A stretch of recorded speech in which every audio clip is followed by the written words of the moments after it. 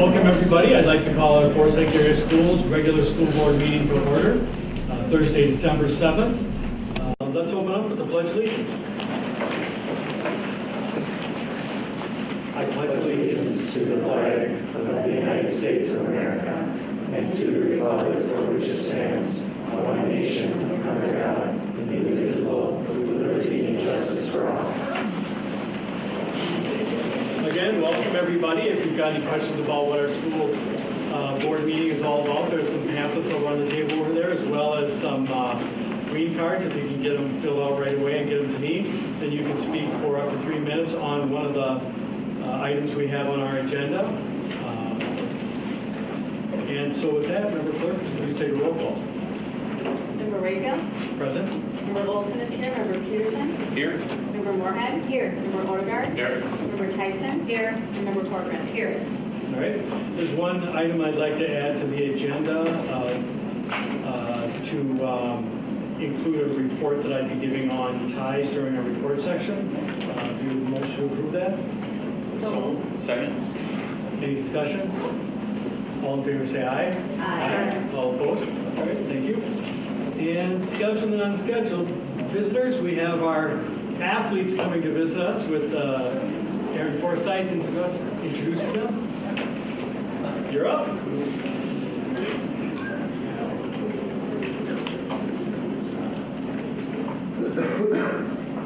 Boys.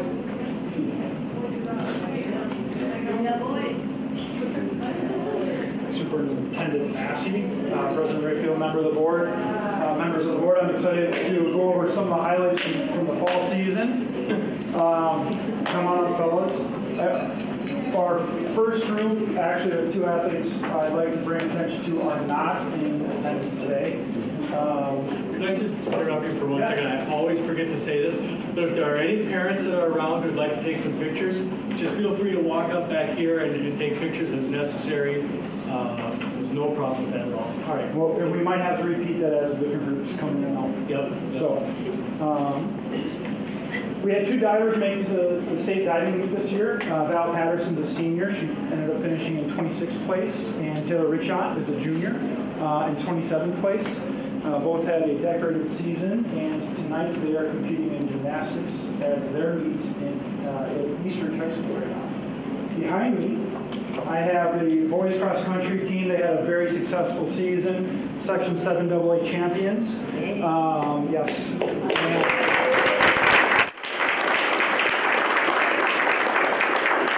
Coached by Mr. Paul Kendrick, and the assistant coach was Mark Smith.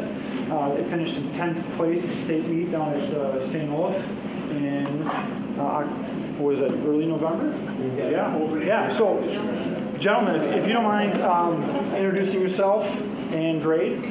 Okay, I'm Charlie Babcock. I'm in 11th grade.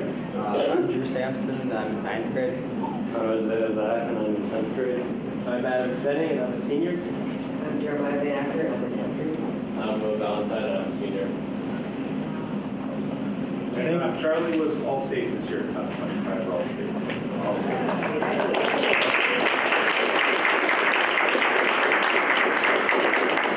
Thank you, gentlemen. Next up. Thank you. Thank you. These guys are coached. Yep, Paul Kendrick is the coach. That's sweet.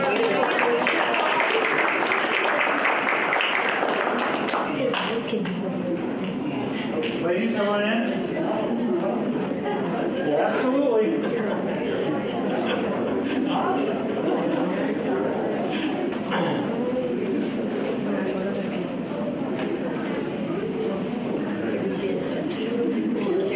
Yeah, come on. So I have some of the members of the volleyball team in front of you. They finished the season with a 21-10 overall record. Sherry Alm was Section 7-3A Coach of the Year.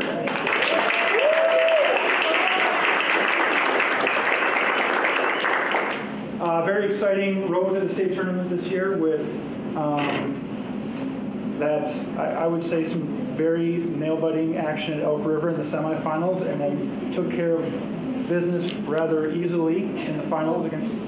Easy Well, you definitely work for it. But head coach Sherry Allen, assistant coaches Katie Bailey, Butch, Becky, and Nicole Christensen. Ladies, if you could introduce yourself and grades, please, for the school board members, that'd be great. I'm Bree Motaz, junior. Clara Wilson, I'm a senior. Olivia Gadberry, senior. Caitlin Barton, junior. Ava Schwal, junior. Maddie Wilson, junior. Maria Quigley, senior. Riley Gorman, junior. Ellie Capper, senior. Now, for our seniors, what are you guys, what are your plans for the next year? I go first? Yep. I'm either going to be playing volleyball at Acton Corey Moorhead or Eau Claire. I don't know. I'm going to be in between, so. I'm going to University of North Dakota for elementary education. Okay. I'm going to NDSU for biological sciences. Nice. And I want to go to Madison for engineering. Pretty impressive.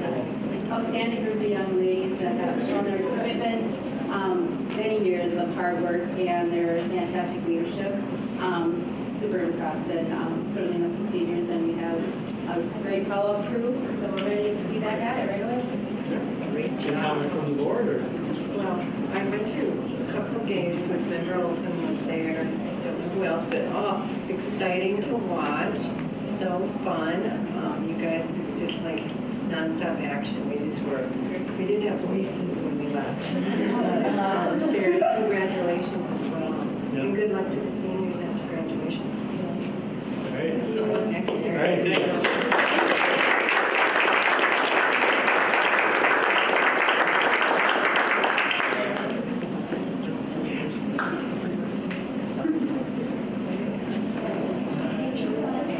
Cross-country runners?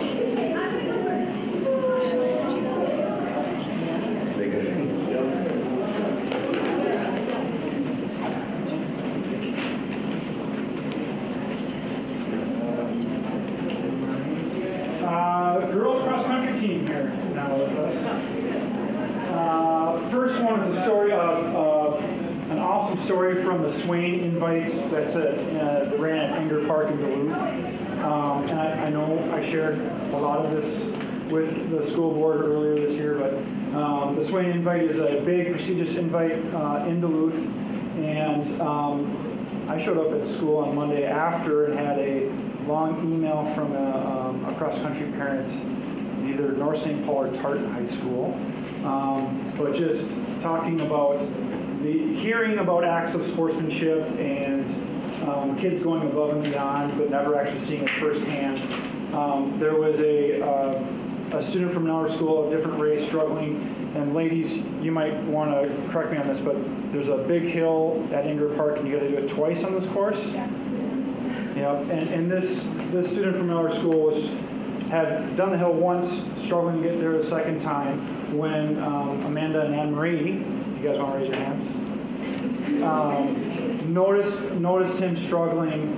Not only were they cheering him on, but they took the time to get to know his name and ran the rest of the 5K with him. Am I right in that? Right to the very end for him. Was definitely the buzz of the race and impressed a lot of people with their sportsmanship. So. Mr. Forsyth, I just have to add, and I'll almost be in tears again tonight, because when I read that on the email, I was so proud of the new students, and you just can't tell that story often enough, and you should be very proud of what you did. It was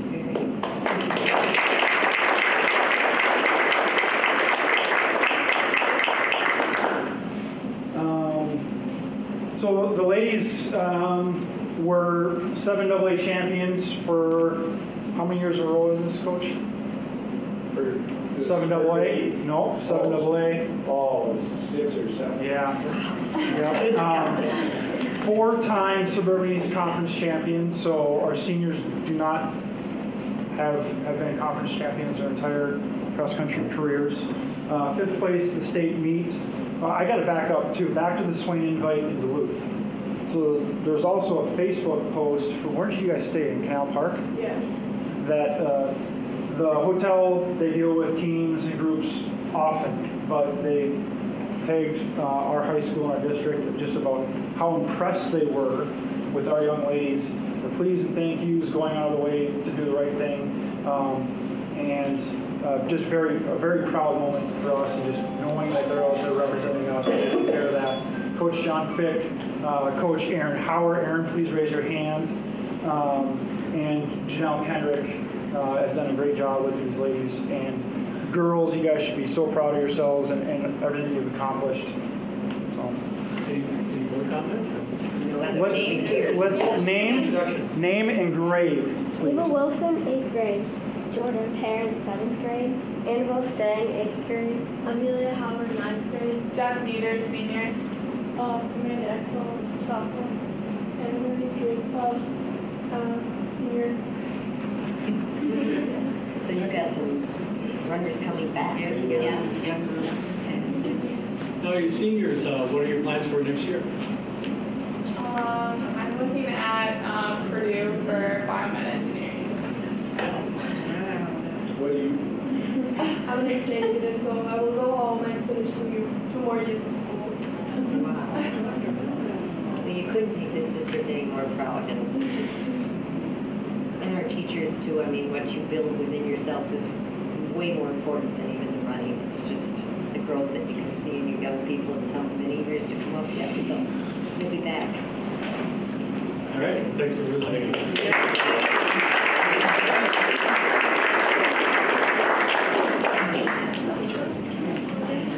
Thank you.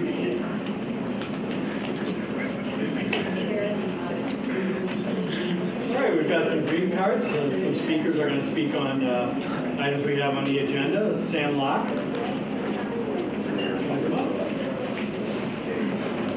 And just introduce yourself. And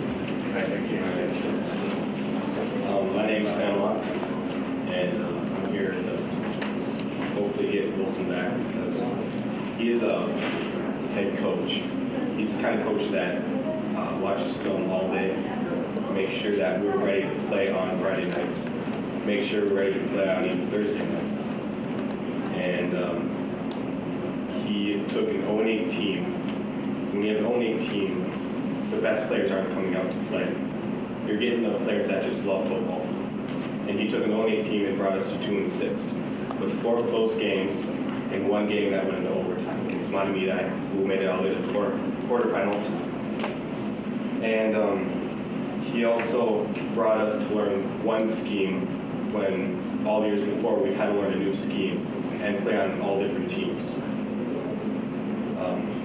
He takes the time to find our strengths and weaknesses and to work with us one-on-one as a team, and to make us not only a better football player, but a better person. And what parents and critics may fail to see is the time and effort that he puts in to making us better people and to make us a better team. And there wasn't a time I didn't see him working for us to be better. Even recently, when he found out that this meeting was going on, he's still up in the weight room, encouraging football players to be in there to lift, to get better for the next year, and to make sure that we have a chance to keep winning and have a winning program.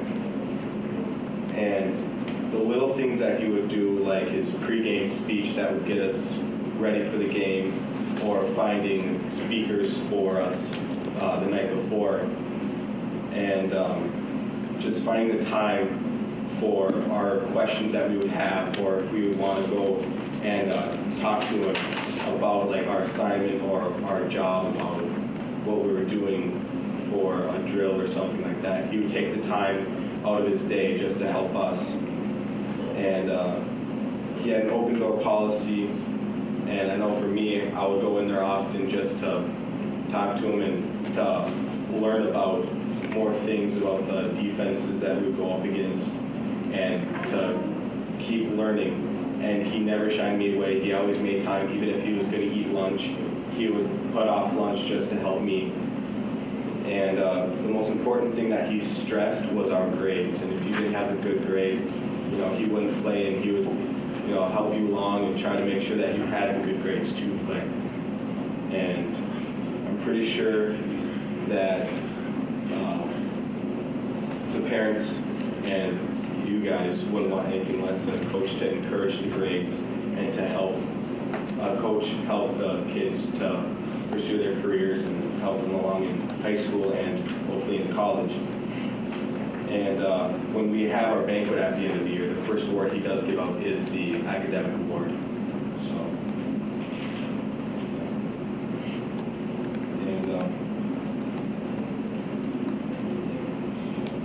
and I just want to say, when he took an 0-8 team to 2-6, Coach Cleary also, when he first started out, he took a 2-6 team. In his first year, he didn't do so well. You know, he went 1-6 or 1-7, and then he got back up to 2-6, and then he made it to the 4-4. And then that's where you start to see your growth. It's not the first or second year; it's the third year. It's where you start to see your growth, and your second year is where you start to see the big improvements, which we've made the big leap. And I think next year is going to be like the big defining year where we actually do break out and we show everyone, because our JV this year went 6-0, which with them coming up and all the JV from the other teams coming up, that's a big thing to have our team that went 6-0 to move on. And I also did get a petition. We got, it was like 60% of all the kids to sign it, and that was just kids that I saw. Yeah. I'm not everyone, so.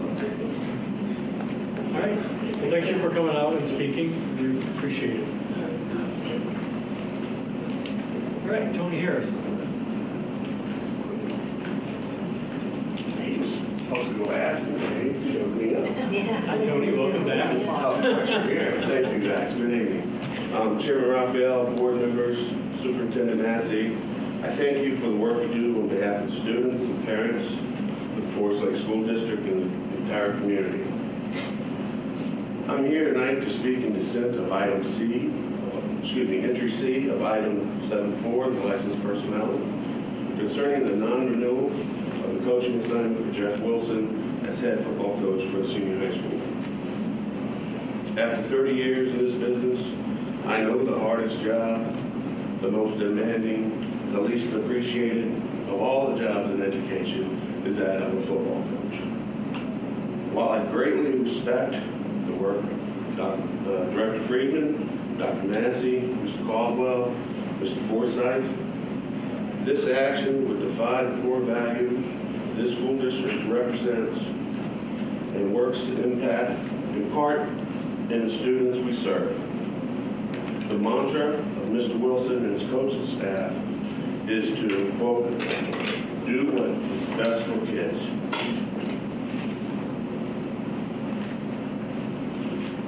It's been a while since I've done this.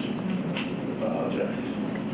Mr. Wilson is a man of an unquestionable integrity, moral fiber, work ethic, honesty, and commitment to the community. He has devoted his life to the youth of this school district since 1988. Jeff and any member of his staff would run through a brick wall if you told them that it would help even one of their student athletes. Men like Joe Jerson, John Buck, Paul Kendrick, Chris Vogel, Ben Dames, Nick Ward, Bill Porter, and Rich Briggs. By approving item 7.4, as it is submitted presently, the board would devalue these core values I spoke of earlier, not only in the minds of the community, but more importantly in the minds of the community's youth.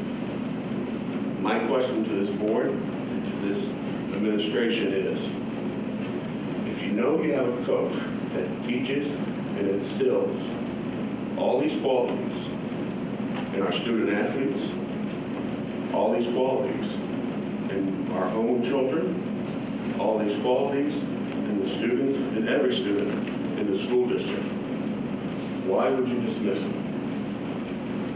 This is a decision you will make, not Jeff. Member Olson, Member Peterson, you don't know me as well as the others, but I do presently teach your sons. And I think they would say this about me. I'm blunt, I'm honest, and I usually do what's best for kids. I think everybody in this room and on this board knows that of me. That's why I'm here, standing before you tonight to ask that you do what is right for the student athletes who participate in our football program. That you do what is right for this community. That you value the commitment of excellence, integrity, loyalty, and devotion. So I ask the board to move to table item 7, I ask the board to move to table entry C of item 7.4 concerning the non-renewal of coaching assignment of Jeff Wilson. Move for further discussion, please. I was once told, good leadership takes talent and develops it, not releases it. Recently, Dan Carmesino hired me on as a basketball coach in his program. Instead of focusing on all the limitations and the things I cannot do or the things that I may have trouble with, he focused in on the one thing. He knew that I was good for kids. Jeff Wilson is good for kids. I thank you for your time. All right, thank you for coming out. Thank you.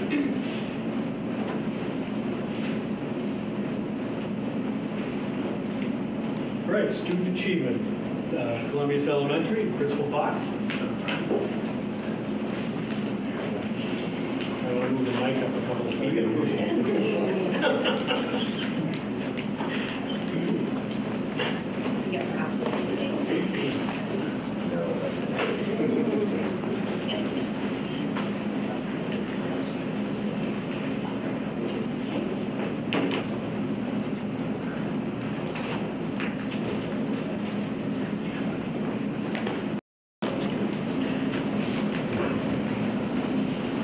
Good evening, Superintendent Dr. Steve Massey and school board members.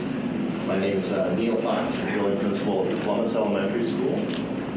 And here tonight talking a little bit about positive happenings that have happened at one of your 8 elementary schools. So we are Columbus Elementary. A couple of bulleted things there tonight. Just want to touch on kind of briefly within about 10-minute scenarios. Thank all of you for our facilities improvements. Talk a little bit about our academic progress at Columbus, our climate at Columbus Elementary School, some of our teaching practices that are taking place, and just giving a short shout out for all of our volunteers out at Columbus Elementary as well. Columbus Elementary, as most of you know, was built in 1975. The facilities bond work was completed this past summer, the summer of 2017. A couple highlights were the upgrades to the safety and security. Every visitor that enters into the school building is instantly screened. Finally, we have permanent walls built out at Columbus for the safety and security of our students and staff. The upgrades to the heating plant and mechanical piece, the HVAC and the new boilers and the water softeners, all those things we're certainly thankful for. Letter I to see, though, is just the improvements for better learning. The lighting in itself, the environment has changed drastically for less distractions and noise in the school building. The 4 standard walls that are in the classrooms for student achievement. An oversized standalone art and science room. And of course, just a simple removal of carpets to improve air quality, reducing allergens and bacteria. I bring a few pictures to you. You can see the top left kind of working counterclockwise. There's the entry to the school building in a June time frame there. The art and science room, the Columbus logo, the LG enter the building. Children are drinking a lot more water. The water cooler systems from the spigot to the water bottle system itself. We have 5 of those in the school building. Bottom right-hand corner, there's some of our air handlers where they actually had to rip out a portion of the building to bring in an air handler. There's the old air handlers being removed. A lot of material, dumpsters all summer long were continuously emptied as the building was gutted out. And then you can see a small sample of one of the classrooms there in the bottom left. So that is a Expo marker board that's been magnetized. So all of our word work in literacy and all of our math problems that the kids are doing, and all their work can be saved on that board magnetically. Give you a little idea about that. Our building academic progress. This year we moved to a new program called FastBridge, which was due to the elimination of NWA, which is our map thing. And so that really has transformed, I feel, the way that the teachers identify and track our student progress taking place at Columbus. It is a computerized adaptive assessment. They're much shorter and not as laborious as the old NWA system was. We do that in reading, math, and also have some behavioral assessments as well too. We benchmark children 3 times a year in the fall, winter, and spring, so we'll be doing that right after our holiday break. I feel that the progress monitoring for classroom teachers, for them to collect data on the classroom teachers, is done weekly, and they can differentiate instruction and meet the kids' needs, much more hands-on program.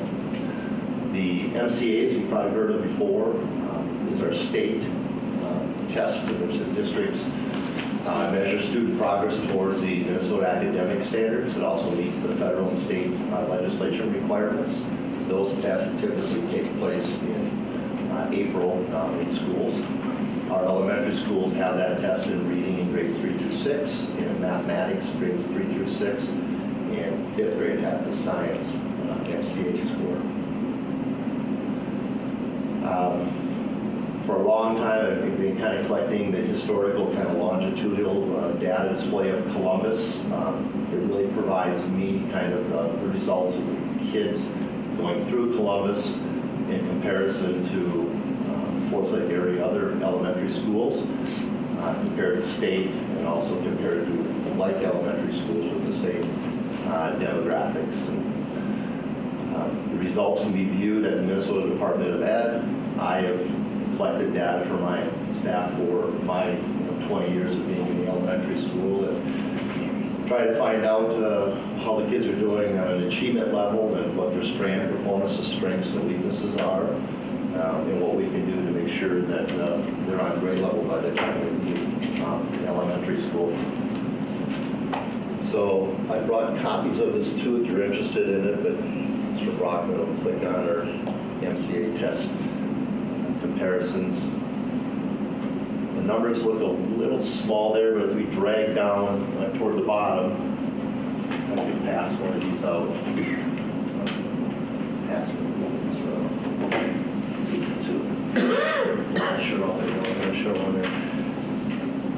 So once those get passed around, there's our overall math scores that I've collected in the last 20 years, and I think this has the last 8 years on it.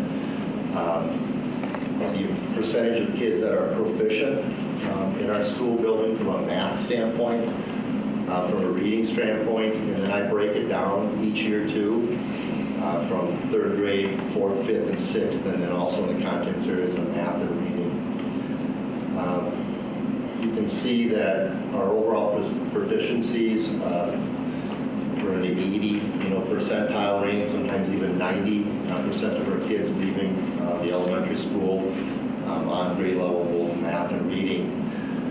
In 2012 and 13, you can see that the MCA 3s came into place, which was a very interesting year for us. And so we've had to adjust our curriculum in a number of different ways as far as meeting, finding out what the priority standards and literacy and mathematics were telling us. And so we've made a number of adjustments in our curriculum, and I'll talk a little bit about that here in a little bit. But the bottom line is Columbus Elementary is above the Forsyth area, all the other Forsyth area elementary schools, and the state in every category possible, both in math and reading, and every grade level possible.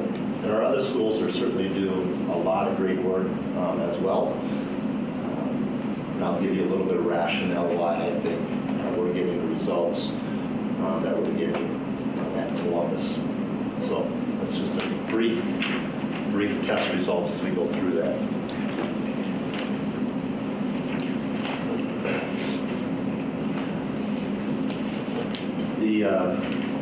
part of that ties into relationships with kids and evidence for a positive learning environment at Columbus. We are in year 2. You've probably heard of PBIS when we presented to you before.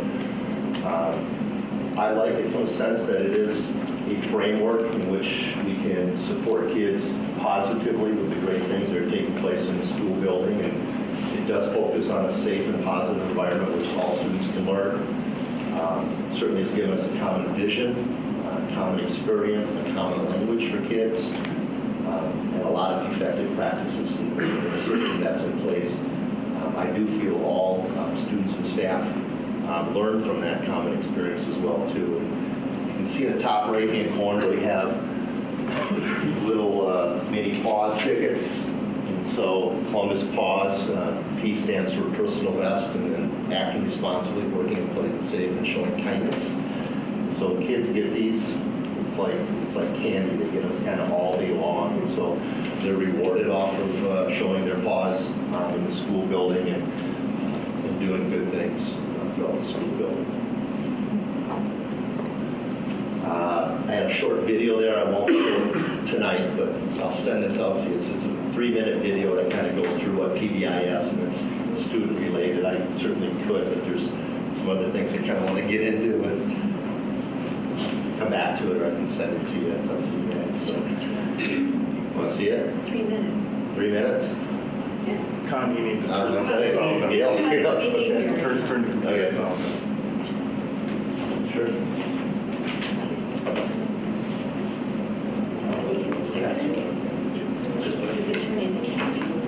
Hi Columbus, I'm Hannah, and we are members of the 5th grade Columbus leadership team. Positive is an important part of our school, so our team has created a special video to celebrate PAWS. Here is our version of the fun song from SpongeBob SquarePants, written for Columbus PAWS. P is for personal best all around the school.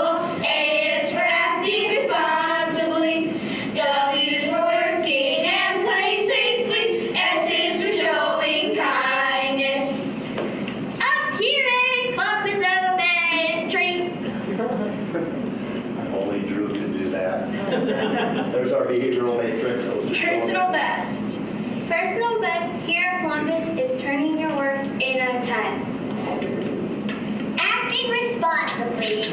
Acting responsibly is listening and following directions. Work and play safe. Work and play safe. Showing kindness.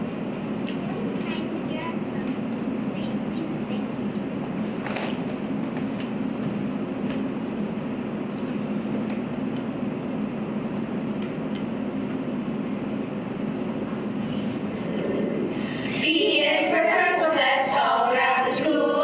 A is for acting responsibly. W is for working and playing safely. You got the mini ticket. You saw the large ticket there at the end, and so these ones are really like up and beyond, like a big deal. And so we identify. I asked every adult in the building to identify 3 to 5 kids each week. Get the big paws, and so the big paws gets filled out. This goes home to parents, and it goes on the refrigerator and stuff. And then this, they walk down right past my office. So I get to give them a, that a girl, that a boy sort of scenario, and they file it into a file. K, 1, 2, 3, 4, 5, 6. And then once a week, we pull them down, and we take pictures of the kids, and we have a big screen TV now in our building, too. And so we showcase all the kids. It goes into a bucket that's there, and then once a month in the cafeteria, I randomly pull out these tickets. And so I always try to tie the tickets into some sort of family event. Here's 23 tickets to come up and play turkey bingo. Here's a movie pass to go with a movie with your mom and dad. Here's an opportunity to buy some books or something of that nature. So it's not necessarily a Dairy Queen card or a gift off of Amazon. It's something to tie in kind of richly with the family. And so these are big tickets, smaller tickets the kids get prizes and things with in the classrooms. And so that might be a line leader. Believe it or not, they still like to sweep the floors and stuff. They want to sit at the teacher's desk. So the events kind of take shape in the classrooms. That's a little update on PBIS.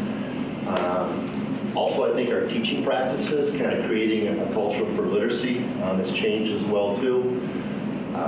Again, we take it really serious that kids are proficient in reading by third grade are going to be really academically successful in a school building. Same as mathematics. And so we're really promoting a rich culture of literacy beyond the designated reading months per se, or including empowering children, involving parents and others, ensuring that all staff members have a clear understanding and focus on our goal of igniting the passion of reading in each of our children.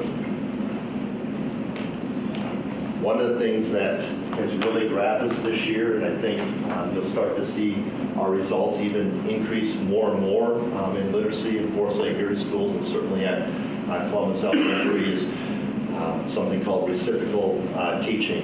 And reciprocal teaching is research-based.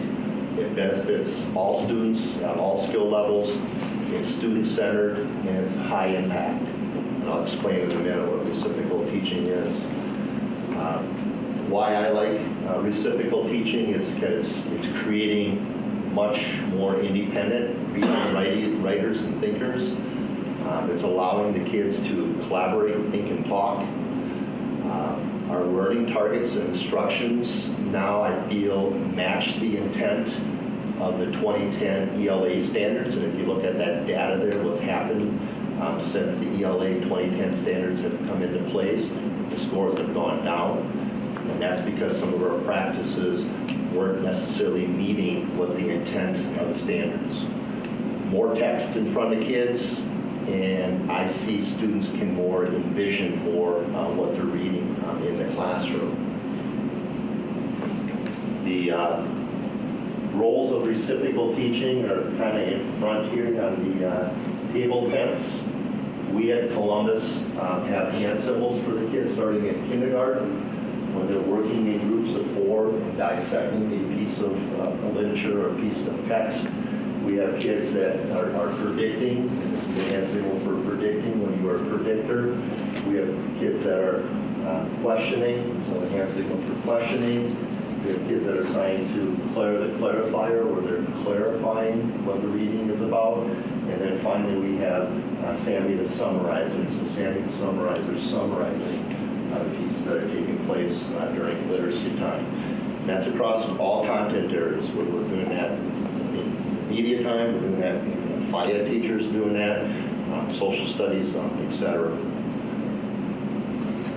Reciprocal teaching is really the best practice for all learners. You can see on here it does fit into our multi-tier systems of support for kids that are on level, for our at-risk kids, for our EL kids, maybe even for our advanced readers. Reciprocal teaching is an instructional practice within our balanced literacy framework. You can see there that our elementary balanced literacy framework is made up of a classroom daily lesson, reading, writing, and working with words. And right inside the reading block of time, which is 40%, reciprocal teaching is done at least 3 times a week in every classroom at Columbus Elementary. Any questions about reciprocal teaching or any thoughts on that? Yeah. You said it started in kindergarten? In kindergarten, yep. Even in the read aloud, when the teacher's reading aloud, she's going to model maybe the first couple weeks of kindergarten what it means to predict what the text is about, or kids asking questions with the right stem, who, what, when, where, why. Are any other of our elementary schools using it? All of our Forest Lake area schools are using the reciprocal teaching book. We as a district have gone through chapter by chapter, in-serviced our staff on it. So it's, we spent a lot of time doing this, and so they know the information inside and out. The author of this book is coming to Forest Lake area schools for professional development in January. So we have started collecting questions per teacher, per grade level, so that she can prepare us the best possible in-service possible for this reciprocal teaching book. Yep. How many years, Neil? Did this just start this? I think this is 26 for me, and I think 20 at Columbus.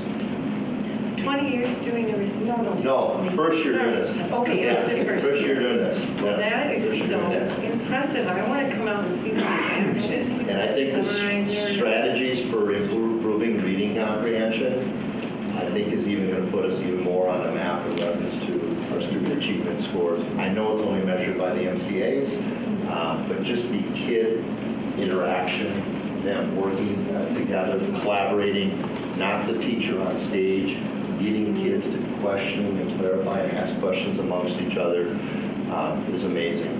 I had the opportunity today to walk into a third grade room, and they were one short. So I was the questioner for that group, and it was great. So I might just quickly add that this work doesn't happen without exceptional instructional leadership by principals at every level of building, primarily led by Director Diane Georgie. This is her leadership bringing reciprocal teaching into our system, providing the staff development, professional development, principals and teachers across the system. All of this stuff. I saw that it's K-12. Is it something we're going to go forward with in the junior highs? Reciprocal teaching is primarily an elementary program, but there is this is a concept around close reading, and there's efforts at our junior high and high school around improving and pushing close reading across the board. I don't want to forget anything. I know Dr. Massey had mentioned the leadership of Diane Georgie and Brad Ward, and the curriculum department is very thin, but in the last couple of years of progress we have made through Diane's leadership on understanding the priority standards and peeling back the ELA priority standards and getting dissecting the benchmarks in them, and then even peeling them back to right ICANN learning targets that kids and parents can understand, and then even presenting to parents when they walk in the door, this is the Minnesota academic standards as it relates to kindergarten, and putting that work into friendly language for parents and kids to understand has been the work of Diane Georgie and has been the work of our administrators to increase reading achievement and student achievement in all our schools. I'm really excited for perhaps the next opportunity that I think is going to come. Even mathematically, we're doing really well, 80-85%, but we can even get better. And so we've maybe taken on another book study with our elementary school teachers in Forsyth area schools called Number Talks. And the thing that I love about Number Talks, it's like reciprocal teaching as well. And so it has the reader, the identifier, the planner, and the checker. And so Columbus is out a little bit early because I'm eager, and I have some eager staff members that want to dig into this. And so we've been kind of piloting some pieces of this at certain grade levels as well too. That would be a consistent launch for our elementary school teachers district-wide next school term. Well, I just wanted to ask, you are all about relationships. And, yes. And I just met a mom at the Y 2 days ago, and they go to Columbus, and the first thing she told me was, I love the principal, Neil Fox. She said she was there at bus time, and she said, he knows everybody's name. How does he do that? I'm like, I don't know. just like those numbers, 367 kids, and I got them all down by name. You get to know them in K, and then they're yours for the next 7 years. And so you have a few new ones and stuff that you do. But that's our job. That's our job is relationship building. You're pretty proud when you come to these meetings and you see them athletically accomplish those sort of things as well too. It really comes full circle.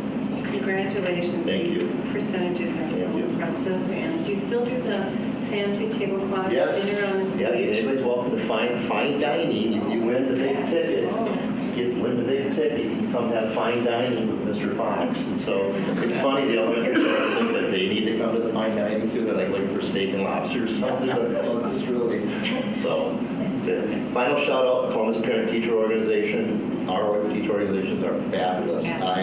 Mine is fantastic. I would not be where I'm at in reference to tickets and buildings and playgrounds and all these wonderful things. The involvement's very high out of Columbus. They meet monthly.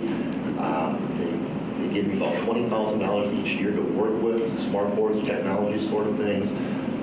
3 events. They have a fall fest, they have a fitness day, they have a turkey bingo, and they have a big carnival the first Friday in May. And so the ladies and gentlemen, parents that are part of the Columbus Parent Teacher Organization are just outstanding. So I just wanted to give a shout out for them as well.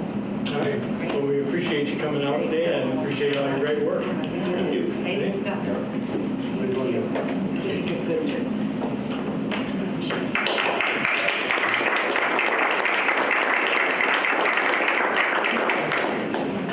All right, positive happening. Would you like to start?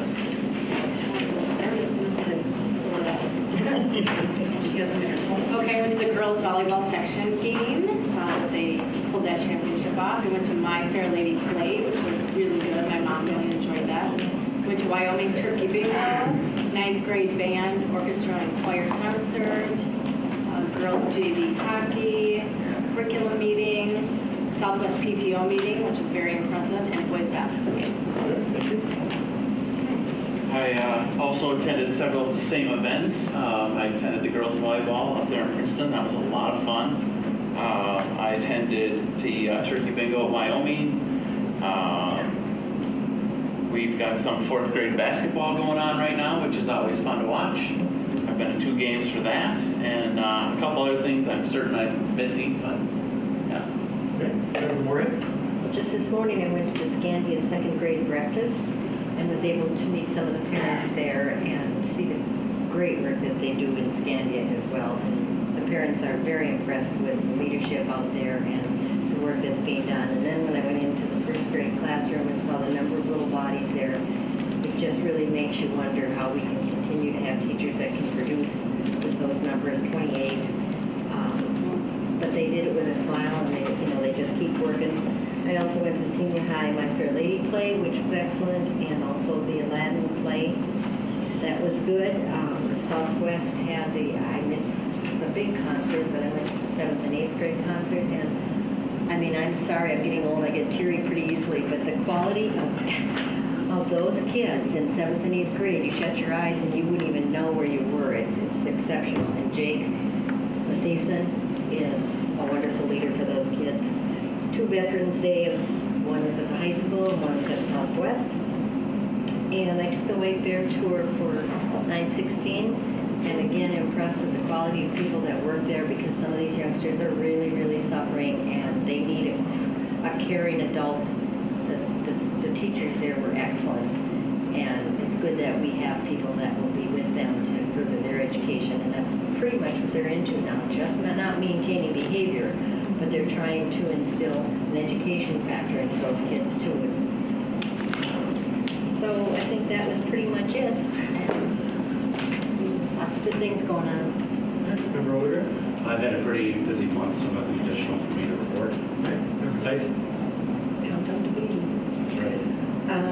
I went to the concert, the orchestra concert at Southwest Junior High, and that was when we had the warmer weather, so poor Koji, I think we were all just sweating in there, but it was fabulous.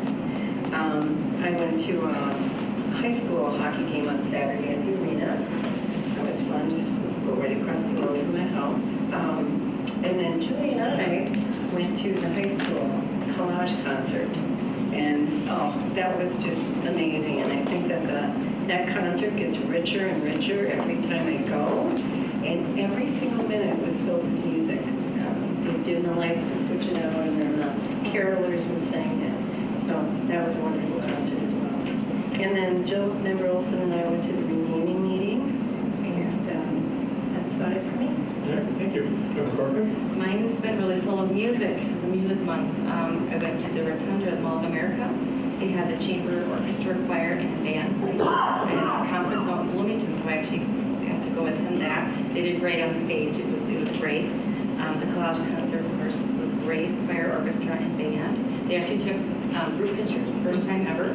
I'm on the music boosters now. I got I've got in that booster club now.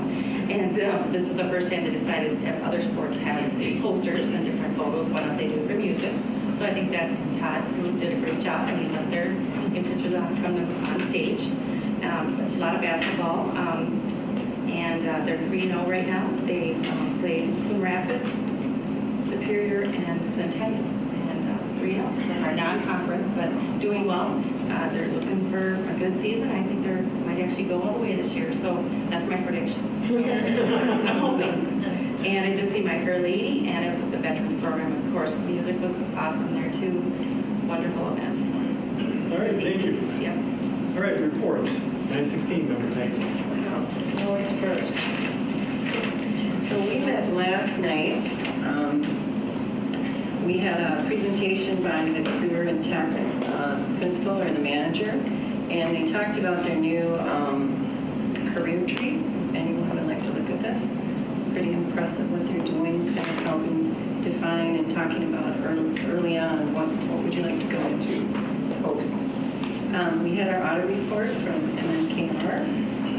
We had reviewed and approved our meeting schedule for 2018. We approved some board policies, 405, 805, and 701, and then we had closed session for collective bargaining agreements, as well as we went over our officer elections for next month, as there will be quite a bit of turnover in the 916 board. And that concludes my report. All right, thank you.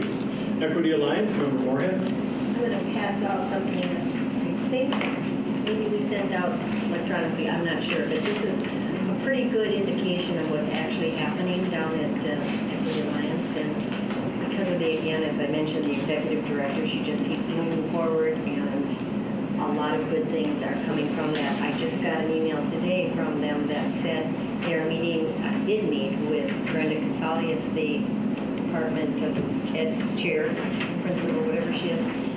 And she was pretty impressed working with them. She could see the value now in the partnerships that we've been able to make that will help lots of people within the district, but also a lot of people that aren't actual members of AMED.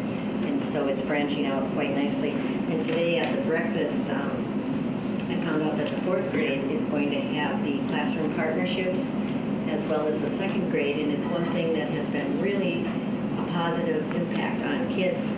The teachers really feel that it's important to maintain that, and what they do is partner with another school, happens to be Columbia Heights, and so they do interactive things together so the kids get to know other students and different schools. And so I was happy to see that that's growing. That's a real positive thing. So other than that, we went to a personnel committee meeting, and there are very few changes, but kind of like here, everybody takes on a little bit more because the dollars are a little short at the time. So very, very impressed with the organization. All right, thank you. Policy Committee, member Olson. Yes, we went back and discussed the travel expense reimbursement that we were discussing the month before, and it was proposed that we raise the amount to $40 a meal. We circled back and said we didn't think that was needed at this time, so we're going to leave it at the 25 that is currently in the policy. And we also reviewed policies listed in 10.2 to 10.8 on the agenda tonight. Okay. And Buildings and Grounds, member Olson. Yes, we had a great meeting, lots of discussion, lots of building project updates. Larry updated us on what's going on building by building, as well as where the transportation building is at. All right. Finance Committee, member O'Hara. Took a look at the fiscal year 18 budget status. Still obviously a little early, but we're tracking well compared to prior years, so that's a good thing. I believe administration was going to look at student counts again, either today or sometime this week, to see where things have officially stabilized, and we can kind of get a better idea of where our road is going to end up. So probably more to come on that future meeting. The audit, it sounded like, was kind of in its final stages during our last committee meeting, and we'll have the auditors come out and present to the finance committee at the next committee meeting, and then they'll be here and present to the board in January. And then we took a deep dive into the property taxes for 2018, all of which you all heard this evening. So we looked at all the details. Again, a 6% decrease high average for property taxes as it relates to school district property taxes in the area. So that's a good thing, and that concludes my report. All right, thank you. And recently there was an article in the Pioneer Press dealing with Ties, who is one of our big software providers. Member Tyson felt it might be a good time to have a report on Ties, and I agreed with her. And so this is the Ties report for tonight. For people that aren't familiar, Ties kind of began in the mainframe era when a bunch of schools got together and thought that if they created a joint powers agreement, they could do a lot of that hardware and software, having mainframes and minis and software, and writing that software for a number of school districts in Minnesota. We are one of those school districts that get those services. And over time, as the mainframes became less prevalent, in fact, in the recent, about 4 or 5 years ago, Ties switched over to providing a student software from another vendor. And at that time, Foresight realized that we would have to switch over their student software over to their new offering, which they were reselling. And at that time, Director Georgie put a committee together and studied whether that was a good time for us to switch over to another vendor as well. The result of that committee, which reported to the board, was that we decided to stay with the Ties offering. Now, the thing to realize about Ties is it's almost like a bunch of families got together to buy a lake cabin together, and then additional money was needed for things like gas for the boat. That's the situation we're in now, is that we own Ties. All the member districts that are a part of Ties own Ties. And so that additionally, if we want to use Ties services software, we have an additional fee per student.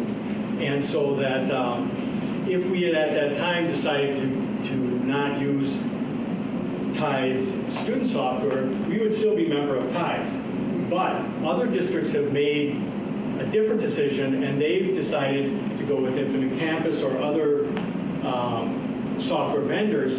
And what that's meant is the amount of money that's been going into Ties has been decreasing over time. And a number of schools, once they decide to not use the software offerings, they're like, well, we don't want to be members anymore. So they've given notice saying they don't want to be members. And so that as the consortium shrinks in size, it becomes less and less financially viable. Now, there's also some background information. I can't remember how many years it was. 4 or 5 years ago, Ties had a number of financial problems that some audits brought out. And in order to fix that, they got a whole new management staff in. They cut staff 50%. So I really feel like they're on a good financial basis, but they've got this big problem looming, is that as schools decide to exit that consortium or not buy the software per student, it becomes harder and harder, or the costs increase for the remaining members. And so that I think what Ties has been trying to do lately, or what Ties decided to do, was to go to their members and say, do you want us to bring forward an offering bring forward a vote to either stay in place and then reorganize the bylaws, or just disappear altogether. So if they reorganize the bylaws, then it'll be a chance for people to reorganize things in a manner that they feel works for them, exit as necessary, or the alternative, which is to just disband. Districts would be responsible for contracting their software or using contractors to help them in times of needs, or hiring employees to manage their software needs. And so it's a really important question. We use quite a few TIE services right now. And so it's an important thing for us. So that vote happened in November, and we decided, and the vote decided that TIEs would then hold this referendum of their members, I think in January, end of January, January 24th. And so TIEs then provided to all the member districts a set of spreadsheets that they could use to evaluate the costs that they might incur if they went one way or the other way. And it's been interesting because the TIEs management has been very dispassionate about saying this is something that the members need to decide going forward, what's in their best interest, because TIEs only exist as a benefit to the members. There's no reason for them to exist otherwise. And so that's where we're at today. There's a lot to this story, right? And so I wanted to just kind of give a foundational understanding for people, and then, you know, after this meeting, if members want more of an update or a financial update, we can do those. Those are probably better done by Larry or somebody who's more familiar with the intimate details of the financing. But I think that's where we're at today. And so that Larry is putting together that spreadsheet, trying to determine where financially we're going to be and how we're going to vote on the 24th. So if it disbands, if that's what ends up happening, is there a lot of retraining, I would imagine, staff on a different system? And when would that occur? Before this year's over or next year? Well, we're currently using, like our student software is called Synergy, right? We switched over, and we're buying it through TIEs. We would most likely stick with Synergy, but purchase it directly from the vendor.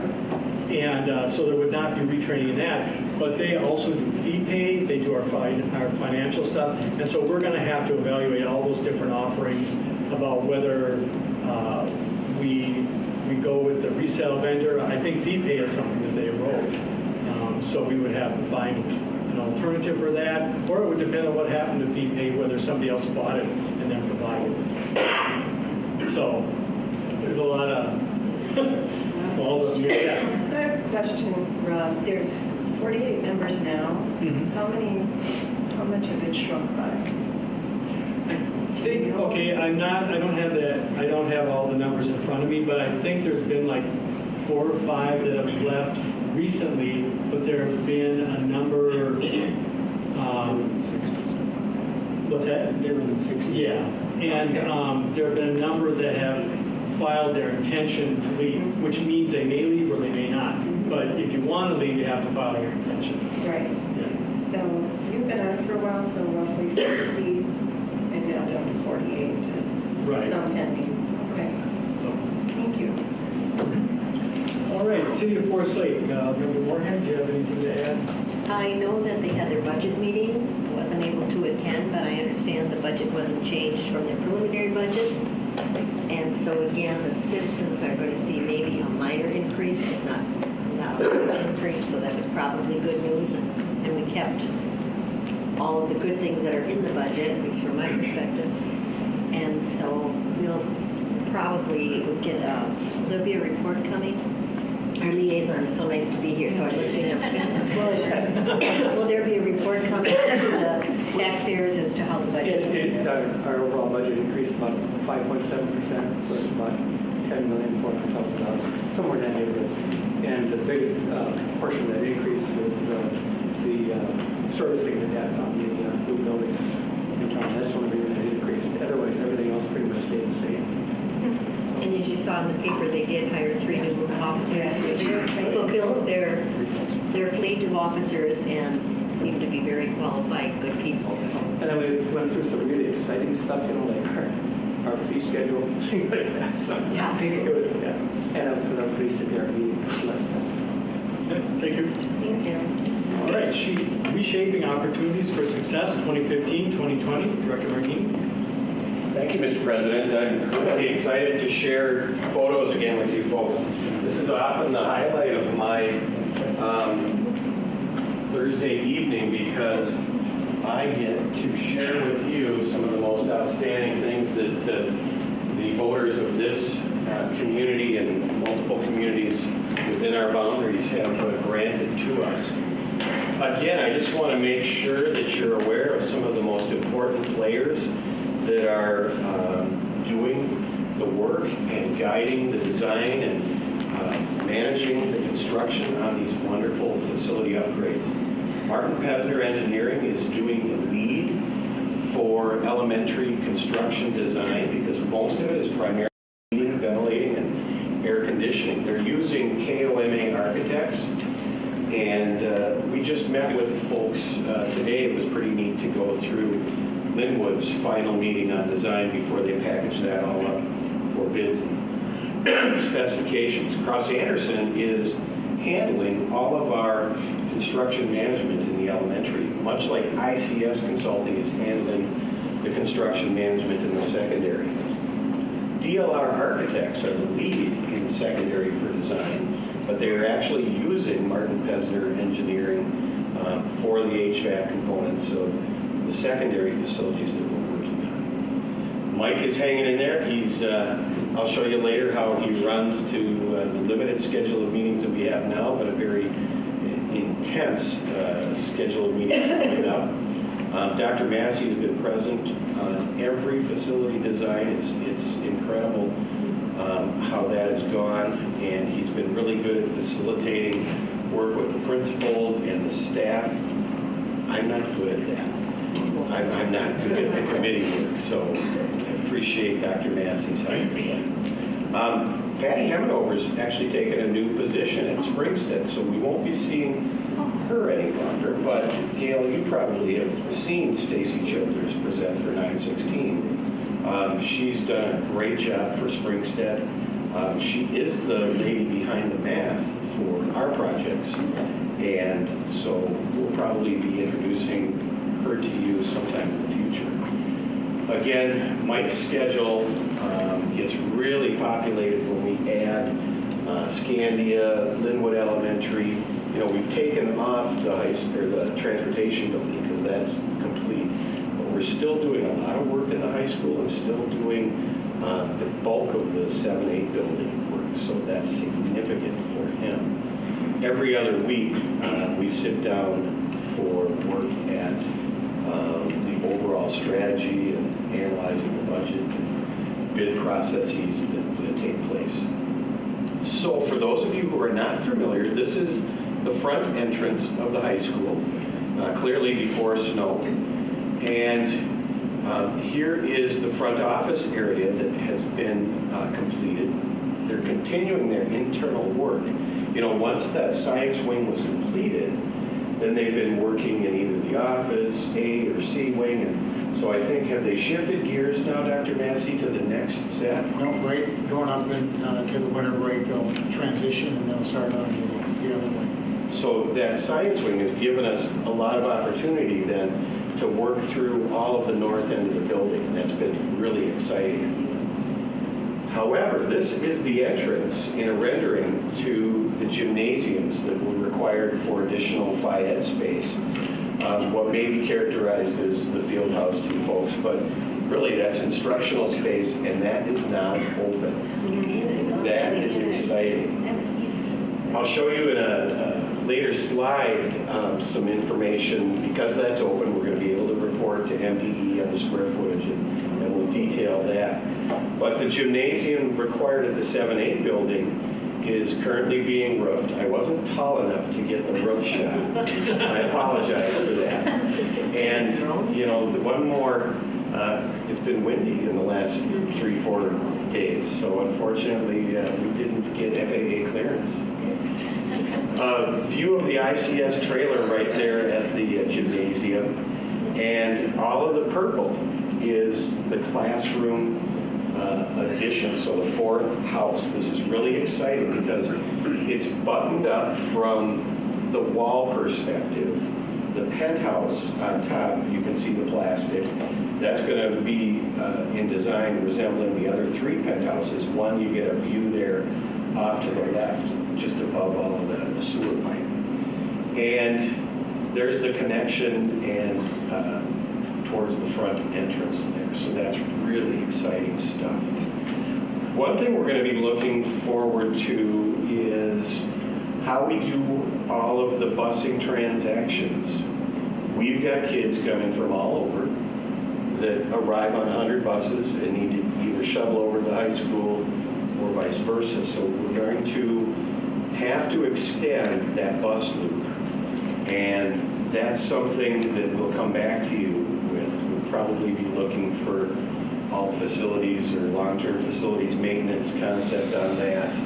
When we get into Scandia, you have bids that we can approve as action item. I believe it's going to be 9.4 tonight. And so this is a rendering of front entrance improved. Notice on the classroom wing off to the right that it's a pitched roof. So Martin Pevsner's design for the core of the building off to the left is to do all of the mechanical ductwork above the roof. There just isn't room. I probably wouldn't mind walking down a short hallway, but we don't have any ceiling height to put ductwork in, so we're going to be using these duct house concepts. You can see a little more off to the right in this rendering how that pitched roof could look if we take the alternate off on the right-hand side classroom wings.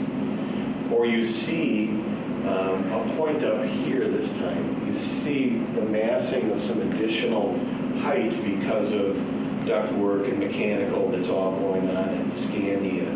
And we've got, I believe, one more view of it where you can see how that is a prominent change. So we have as alternate the classroom wing here. There are classrooms back here, and we're hopeful as we discuss agenda item 9.4. Base bid is all of this. They've already done the work for utility out to the left of that shot, and we'll share with you the results. We were really pleased with how things came in, so that's exciting as well. Can I ask what the what's the roofing material on the pitched area? Tin. What's that? Tin, metal. Okay. So this is a rendering of the new front entrance to Linwood Elementary. Off to the left is gymnasium as it normally stands. Off to the right, you see that lighter colored bump out. That's where the offices are currently located. What's interesting about this construction is that the classrooms that are currently located where you see the 3 flagpoles, this summer's work is to eliminate all that, but put a connecting hallway in. So then school will operate much like Lima Lakes Elementary has, where there's a connecting link, but during the year, they'll be doing the additional construction to build out the additional classroom and office space. There's some community ed space going here, and then all of the HVAC, you'll see the second story, although it's pushed back from the building. So that's really exciting. We went through that today. Now you see in the middle that larger second story of HVAC. Within Linwood, we've got a couple of alternates as well. This area back here is going to be an alternate, and work in this area here, those 2 wings that go back towards the playground, if you're familiar with that school, would be alternates. But the current really crazy configuration underneath this roof, that's where you have some of those dead-end hallways in the classrooms for those of you that were on those facility tours. So they're reworking that during the second summer. So this is definitely, just like Lima Lakes, a 2-summer project, whereas Scandia, if we take that alternate, we'll begin the Scandia classroom work right after break. Holy cow. So let's talk about what we've done. Completed 62,000 square foot and put it online within the last couple of days. The science edition, what's labeled here classroom edition, was complete for the start of school, 58,461 square foot. We also completed Forest Lake Elementary, which is an additional 12,000 square foot.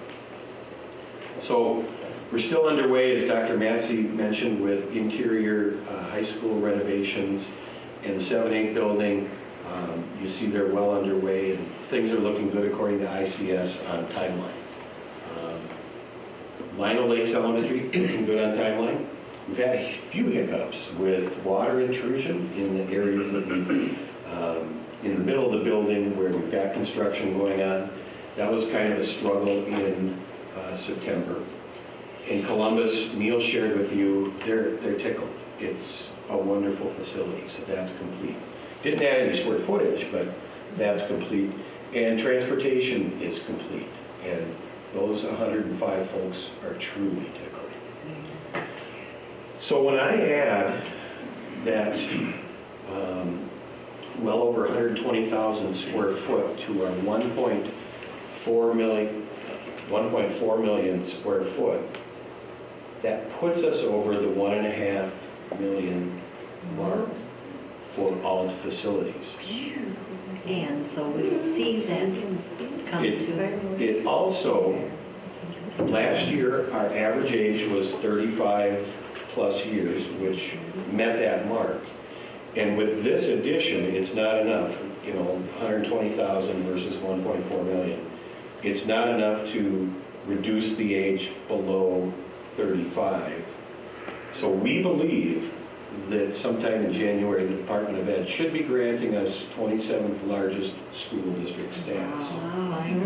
In the event that they don't, we've talked about the folks from Ehlers and Associates. Greg Crow is one of their analysts. He has a similar role to like Stacy Childers or Patty Hevanover at Springstead. But he previously worked for the legislature, and he would help us go through that process. He has already a year ago chatted with Tom Melcher about this and got a positive read from Tom, indicating that, yeah, we should have good news in January. I don't have it now. I'm excited for it. But we've got a plan B in the event that we don't end up where we want to be. Here's what's still coming up. The summer of 18 is labeled here, and again, these things will be on our website so that you can refer back to them. And the summer of 19 will be there. We want to do more with Wyoming than we currently have planned. We're hoping that 3 to 5 million can be increased a little beyond that 5 million mark. So with that, thank you for letting me share photos and renderings with you. That's pretty cool stuff, but I can stand for any questions. I just did not see anything on the field house that we're going to put Home of the Rangers, or Rangers Live Here, or something over that pure white lawn. Well, I have seen some things that Dr. Massey has been working with DLR on, but I didn't want to steal that thunder. Well, I hope the thunder comes quickly. Some of us, Yeah, we're working on it. We have renderings, and we have a lot of different options that we'll consider. It doesn't work to put 12-inch signs up there. No, it's a big thing, so it'll be big. So, we've got dollars earmarked to do that, and we're underway to design that up. Okay, thank you. It's going to cut the light out a little bit. No, I was just going to say I would like to have a tour. Is that set up first? The field house? Yes. We do not have a tour scheduled, but we would accommodate anybody individually if you want to come at any time. Get a hold of Mr. Caldwell, and we will give you a tour. Okay. It's spectacular. Can't believe I've never done that. Put your walking shoes on. I know, it's big. I'm excited to see it. Larry, I would ask, are we still on time and under budget on that project? We absolutely are, and when we talk about 9.4, I'm going to ask you for some methodology to take alternates so that we can do more work, and So in base bid, on time, under budget. All right. And be sure to pass along our thanks as a board for the great work that all of our district employees have been doing, but all the people that have been working in the construction crews too. And we really appreciate what they've done for this district. All right, thank you. All right, superintendent's report. Dr. Massey. Thank you. I have a few items. As a school board, tonight you'll be discussing the outcome of the November 7th referendum. I would like to take this opportunity to thank all of those who took time to become informed on the school funding needs we face as a district and who took the time to vote in this critically important election.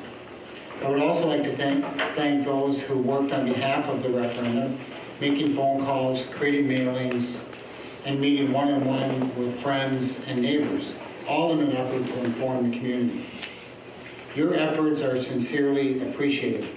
While both questions failed on a margin of 43 to 57%, there is a great deal of support in the community for our schools and the great work educators do every single day.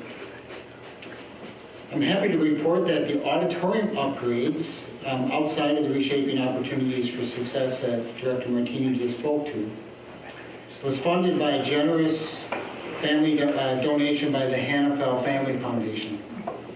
And we are well underway with that project. In fact, the new sound system was installed within the last couple of weeks, and I must say the improvements are really remarkable. This week's high school holiday concert, both of those concerts were the first to benefit from these upgrades, and the quality of the sound improvements was dramatic.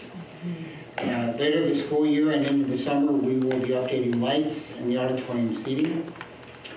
And once again, I'd like to extend our gratitude to the Hannafel Family Foundation for their gracious donation to these projects. As we wind down the first semester of the school year, we will enter the final semester with our current junior high and high school configurations. Principals J.P. Jacobson and Jim Caldwell are working very hard to plan for the transition of all 7th and 8th graders to the new 7-8 building and 9th graders to the high school. Construction and remodeling are taking place at a fast pace in both of these buildings, and we will be opening next year with the unified campus of the 7-8 building and the 9-12 high school. This will represent the culmination of a vision created by the Facilities Task Force, adopted by the school board and funded by the community.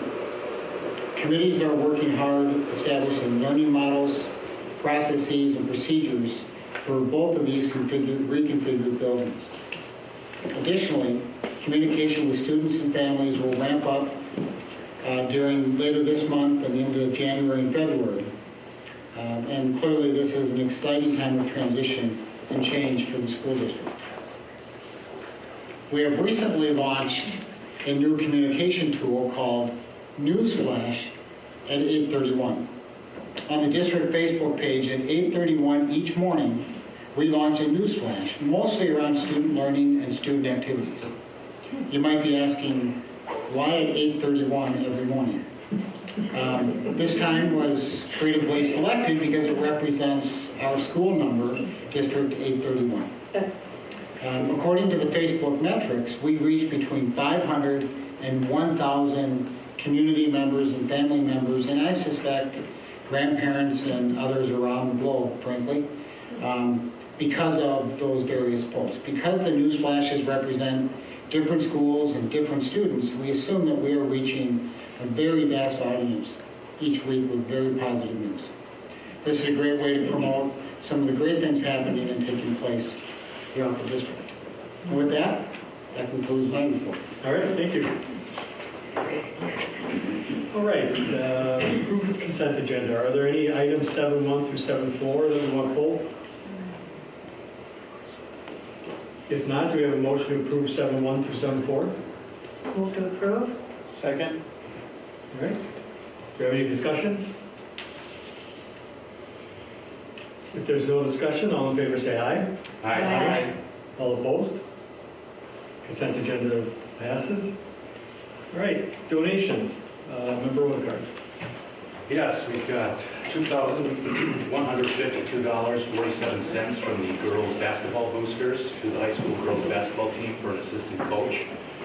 Prep work, concrete work, and preparation of installation of benches from all around remodeling to Forest View Elementary, a $1,000 value. $1,000 from Fairview Health Services in Wyoming to Forest Lake area schools to purchase tennis shoes for district students that cannot afford them. $100 from Alina Health Community Engagement to Forest View Elementary for student needs and activities. $6,898.93 from the Blue Line Club to the high school boys hockey team for 2 assistant coaches. $150 from Faith Lutheran Church to Forest Lake area schools to assist a district family in paying for repairs to get power reconnected. $200 from First State Bank of Wyoming, to Forest Lake FFA for the National Convention Conference. $850.90 from Faith Lutheran Church to ISD 831 Food Service Department to help pay off school lunch debt for families unable to pay off their accounts. $248 from the Forest Lake Rotary to ISD 831 Food Service Department for school lunches. $1,000 from Washington Ramsey Farm Bureau to Forest Lake FFA for the National Convention and Leadership Activities. $10,486.37 from the Forest Lake Wrestling Boosters to the high school wrestling team for payment of additional assistant coaches, and hundreds of snacks from Faith Lutheran Church to district health offices to provide students with nutrition. And with that, I move approval of all of those donations. Okay, do we have a second? Second. Discussion? I just want to give a special thanks. I mean, these are fantastic, but a couple of times in that list there is where booster clubs were hiring assistant coaches and people to help the teams, and you know, I've been a part of a parent group like that, and that is really just some amazing spending because it gives the ability to kind of work with kids in a much deeper way in those activities, which is so I just wanted to point that out and just say how much I appreciate that. So, yes. Is there, before we go to the old business, if I'd like to make a statement, that'd be okay? Or can We've got motion after for the that. donations. After that. Yes. And can I just add one thing? I wanted to make note of still those generous donations for the lunch accounts. Really valuable. All right. Any further discussion on the donations? If not, all in favor say aye. All opposed? Right, donations accepted. Member Corcoran? No, I just, regarding the number 7 consent agenda for licensed staff, I just wanted to make a public statement to thank Coach Wilson for the many years of service to our football program. I know that the players and coaches have enjoyed working with him, and he was a great advocate for the program, and he believed in relationships, and he just had great relationships with the players, and my son got to enjoy that this year. So I just wanted to thank him for his many years of service, and it was well appreciated. All right, thank you. Just All right. one more comment on that. I don't want the people that spoke feel that it went on deaf ears.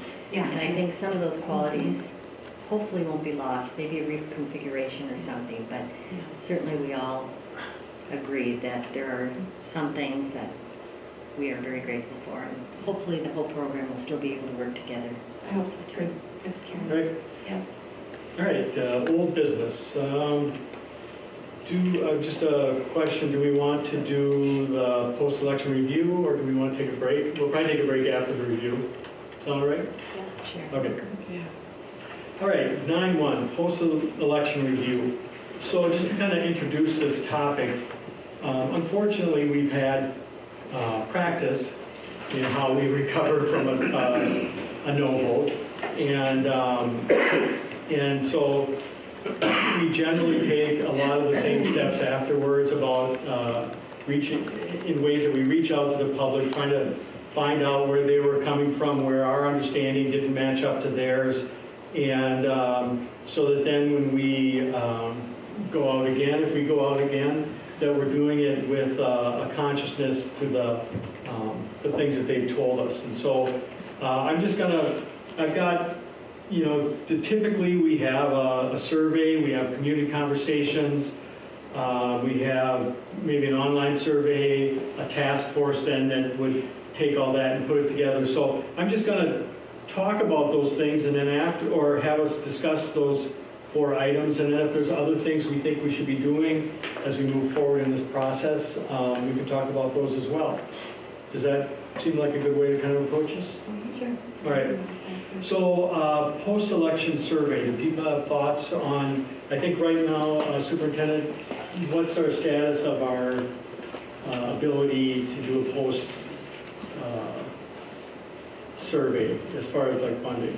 We received $10,000 from our 916 membership with through a 3-year window of opportunity to conduct a survey. We spent those dollars in June, which was actually the last month of that 3-year window.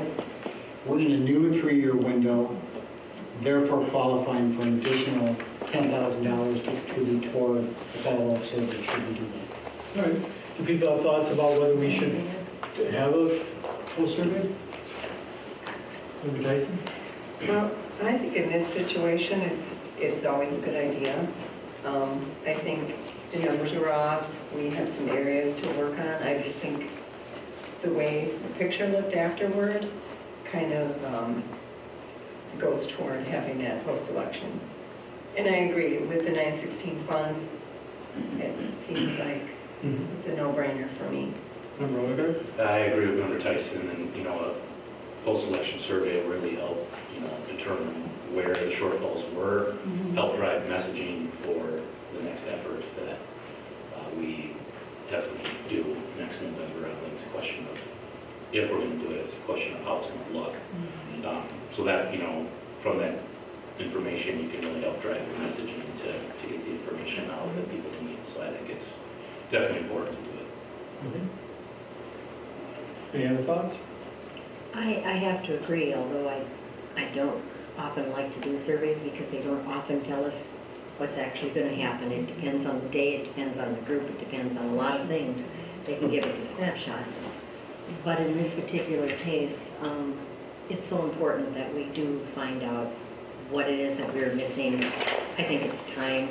I think we can have our own personal ideas about why it didn't get as connected with the parents as it may have. So as much as I don't like to do them, I think we have to try everything we can to make sure that we're listening to the taxpayers and get a snapshot at least of what that particular group would say. Yeah, I think for my part, I find myself very emotionally invested in the school district, and so sometimes it's hard for me to be the to see clearly what people were thinking. I mean, I felt that it was just something that we needed to do, very necessary for the schools, an important thing for our kids, and but other people felt there were things missing, and we need to know what those things are, and I think that'll help us to kind of certainly help the task force, but help us understand that as well. So. Prior to doing the survey, would Morris Leatherman have any insight as to why they feel it went from one extreme to the other? I mean, they presented us with hard facts from the survey, and I feel it didn't go that route from the survey that we paid for. Yeah, I would add that when Bill Morris and company presented their survey results, they gave us a 48% probability at 750. When pressed, can we be successful at 750? We wouldn't have gone out if he didn't answer that with a yes, you can. But he qualified that by saying, you best get out your parents and you best get out your vote. They're there, but you're gonna have to dig deep together. And to no fault of all of the efforts, we didn't get the turnout we needed. So while we were at 43% successful, and a 48% probability is a calculation of a number of factors, I don't know that his results were all that far off. 43% is closer than we have been in the past. We have failed 35, 65 in the past. This was a closer margin than some of our other elections. So, yeah, I think there's information out there we need to learn. Okay, so it sounds like we're all pretty good. There's some consensus around the idea of a post-election survey. And really what I'd like to get done tonight is that we give the administration a clear direction of what you're looking for. And then the administration can put together a firm plan for how to get that stuff done, set some dates, and present that to us. All right, community conversations, the idea of scheduling some meetings and bringing the public in, talking to people with board members there or not, or how do people feel about that? So I absolutely think both, we should have those conversations and board members should be present. One of the things I would say though is we need to really work hard to engage the no voters to turn out and answer their questions.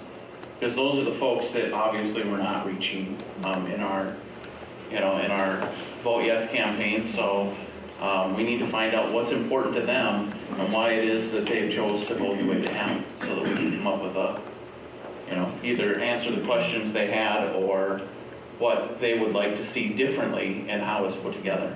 It's a really good campaign to get them to come out. That's the challenge. Member Tyson? I agree with Member Peterson. I think community conversations are vitally important. I'd like to see how we can really engage those communities where our votes were on, how we can get the people we need at the table or to the meeting. If we could do some brainstorming around how we can get who we need there. Maybe city council, mayors, more PTO, just a more, really reach deep into getting people there in those communities where our votes fell really short. Okay.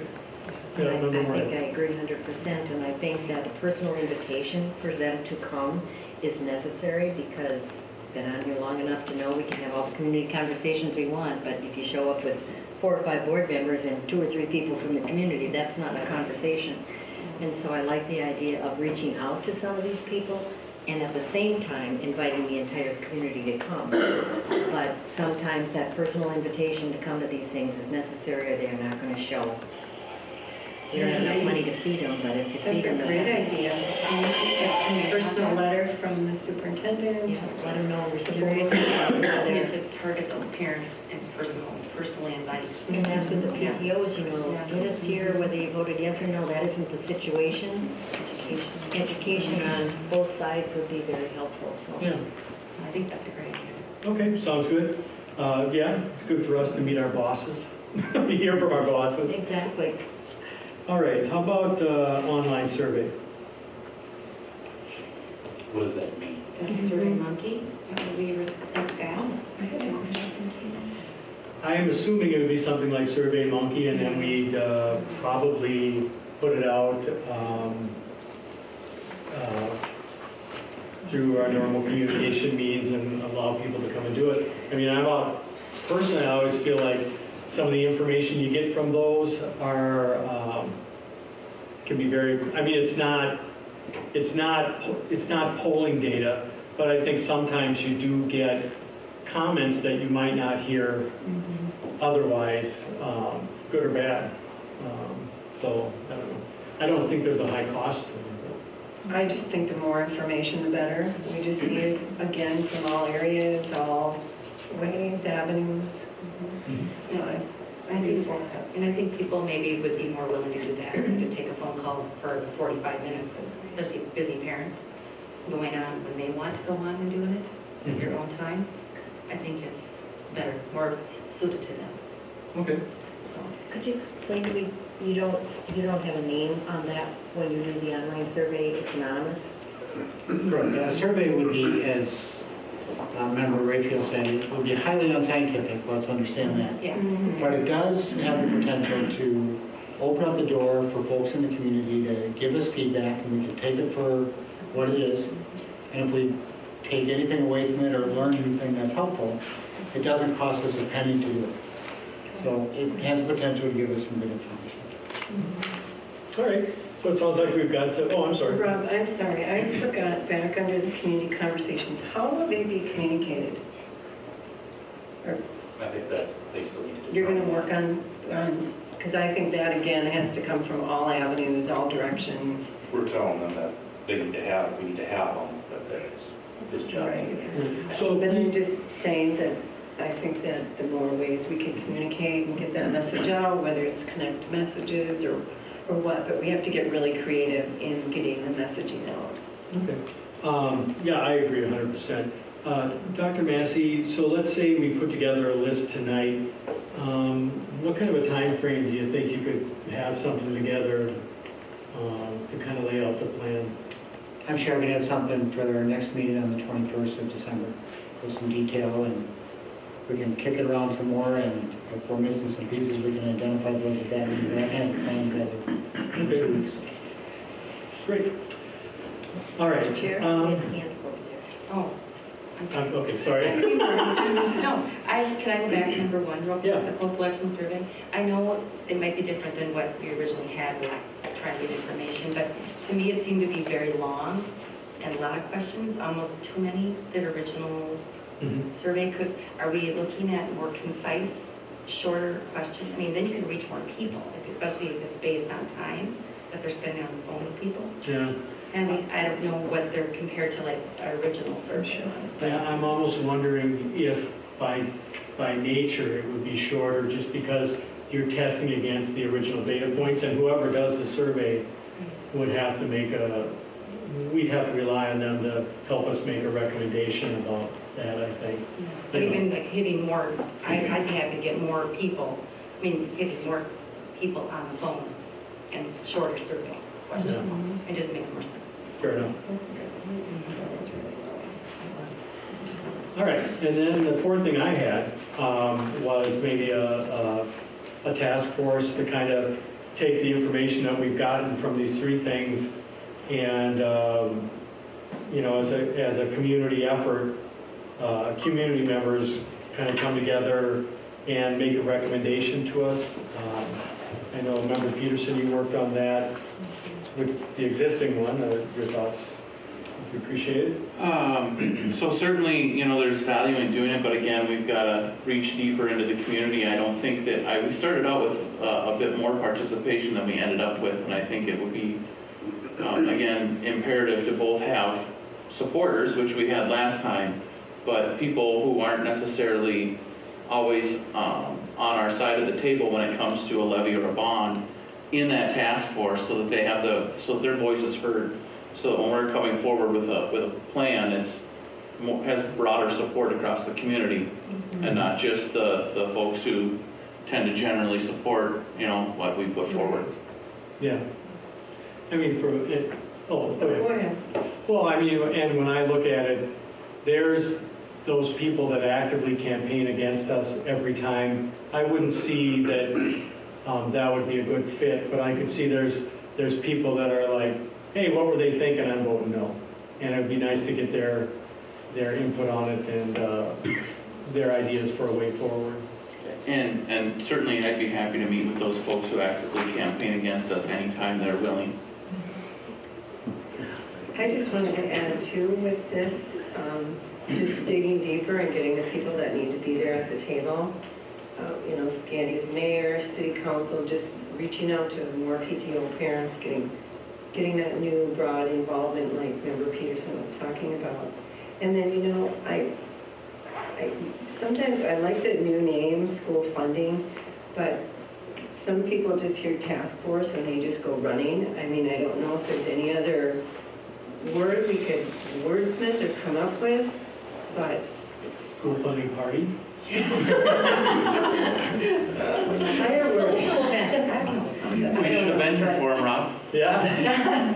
I don't know, but I just think that, I don't know if there was any other way to term it or call it or rename it, but I like the school funding, but anyways, that's just my 2 cents. And so like, okay, so that's what I had, and we can, if people have other things that they'd like kind of added that we could direct the administration to get started, that would be great. one thing we've been kind of, Steve and I, as we've been talking about this, we've been kind of targeting, mid-April, that the board would make a decision on where we want to go. Does that seem like a reasonable time frame for people? Someone asked me today, and I said, gee, I just really don't know when we start, but I think that would be good. I think that's the latest. Yeah. That's the drop dead date. We can do it quicker, and there's a lot of stuff to do, obviously, here. So I think that is fine, but that's the absolute latest. We do that mid-April, we can say. I would add that we may want to consider a conversation around waiting until the legislature adjourns. If we are successful at the legislature, expanding board authority, then there may not be a need for a referendum. So we should think that through. When would that be? Well, they're scheduled to adjourn in May, unfortunately, and with the deficit they're facing, who knows if it's special assessment. So we could always, I'm sure, I'm looking at Larry, I suppose if we set a referendum, can it be rescinded? Can we pull back from that if the decision is made? Thank you, Dr. Massey. I believe so. One of the things that you need to be structured about, though, is length and timing of campaign, and you truly need campaign decisions before the 1st of March. Yeah. I think we operate under the assumption that we're not going to be successful and then celebrate differently. But It seems like that's a fair assumption based on past history, the legislature. absolutely. Yeah, we're never what, planned in we need to push as hard as we can to make it happen, but yeah, I say we plan that it won't. And then rescind and do whatever we have to do, we'll apologize. If it does happen, we'll work that problem. Yeah, I agree with that. So are there other items that people think we should be doing as we're moving forward? And if you think of it later, that's fine too. I mean, it's not. And the community conversations can also be part of the PTO structure, too, meetings and things like that. Which we've already done in the past. All right, then, let me understand, well, what did you, No, I just said how we've always gone to PTO meetings also. okay, And that could be part of the community conversations. Kind of build that around the PTO meetings or something. okay. Mr. Chairman, that could be part of the individual invitation as well, that they represent a very active group of people. Right. And maybe they all can't come, but maybe the leader would be able to come and share. All right, so it sounds like we had a good conversation. So we're looking at a post-election survey, we're looking at community conversations, we're looking at an online survey, and we're looking at a school funding, perhaps name something else, task force. Do we have a motion to direct the administration to bring us back plan of action? So moved. Second. All right, any further discussion? If there's no further discussion, all in favor say aye. Aye. All opposed? All right, thank Can you. we, Mr. Chairman, can we just thank, since one of the vote yes people here is here tonight, that And Tiffany, Two too. of them, Yeah, Tiffany. two of them, and we really, really appreciated the hard work they did. And one thing I have found is the community, they don't know a lot about what's going on, and they don't understand that the glossy things that they receive in the mail were not spent by district dollars. And I think somehow we have to, whatever committee comes forward, make it clear that they are separate from the school. We know that so well, we can only talk about what it is that we're putting out there, that we can't advocate for it. But when they get these things in the mail, I've heard from more than one person that if you would just save your money and not spend so much money trying to encourage us. So I don't know how to do that, but I just wanted to thank the Vote Yes people for all the good that they did do and all the money they raised to do it. All right, how about a round of applause for the board?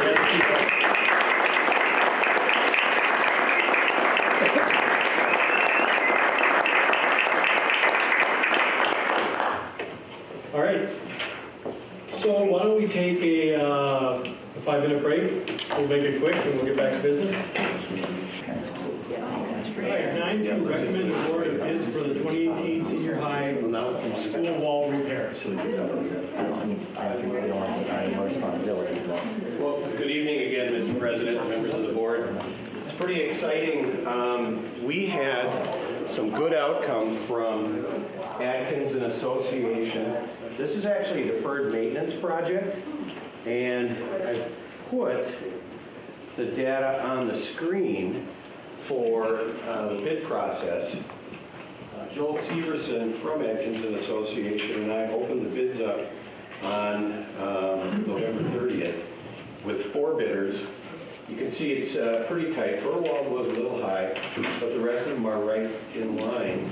And we're going to ask you to award base bid to Johnny Dawson and Son in the amount of $282,328.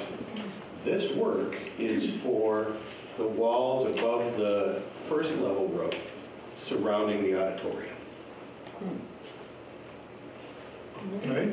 Do we have a motion to award the bids for the 2018 senior high school wall repairs? Move to approve 9.2. Second? Any more discussion? Or any discussion, I guess? All right, if there's no discussion, then the clerk, please take a roll call. Member Olson votes aye. Member Peterson? Aye. Member Moorhead? Aye. Member Odegaard? Aye. Member Tyson? Aye. Member Corcoran? Aye. And Member Rayfield? Aye, the motion passes. 9.3, recommend award Lino Lakes Elementary multiple prime contract bids for landscaping and asphalt. So this is a rebid. We rejected the bids because they were too high in the previous round when we did all of the Lino Lakes bids.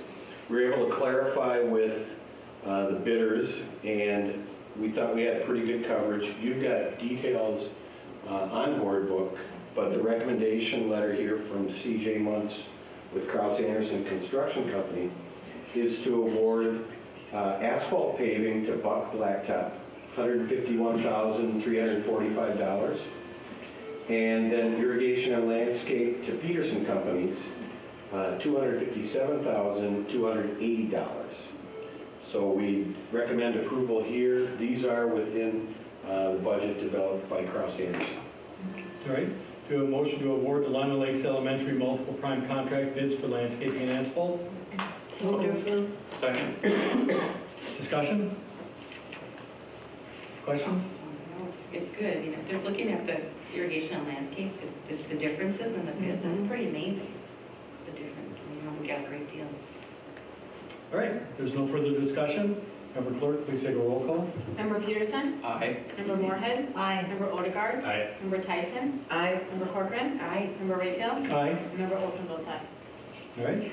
9.4, recommend award Scandia Elementary bid package number 2, building addition, interior remodeling, HVAC upgrades, and site work. So these bids were opened up these bids were opened up on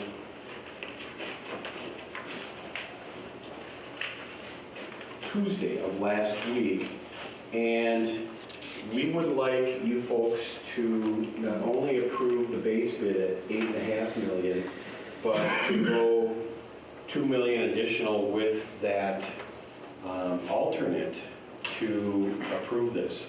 Now, the base bid is within the budget. The alternate is that school classroom addition that I pointed out during the bond project update. And I think I've mentioned to Building and Grounds, I think I've mentioned to Finance Committee, that at some point we might be wanting to do more work scope and might want to use long-term facility maintenance bonding or alternative facilities bonding to achieve those types of things. We're not asking you to approve long-term facility maintenance bonding, but I am asking you for a commitment to explore that. Otherwise, I'm simply recommending the base bid tonight. Director Martini, is the motion as written, is that sufficient for doing that? Yeah. It would be if you're comfortable with us exploring with Stacy Childers the alternative facility bonding. Okay. Mr. Chair, I think right now it would be silly not to, when you're in the middle of building, to not undo something later on that would have been easier done now. Correct. Yes. So my question would be, would this in any way, shape, or form jeopardize the work that will be going on at Wyoming at the last school on schedule? No, because we want to do more scope of work at Wyoming as well.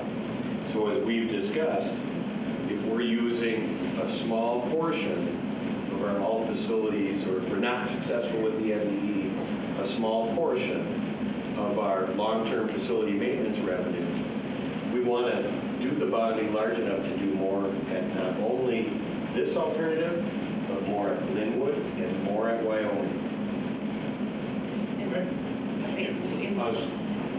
Go ahead. I was just going to say, plus you're in the process of the whole project, it's a lot better just to get it out now. Well, clearly we have qualified contractors that Cross Anderson has vetted, that have provided good bids. You see these alternate bids against other competitors as well to know that it's a good price. But what we have in the budget is $8.6 million. I was just going to let Member Peterson know that the terrible overcast. Exactly.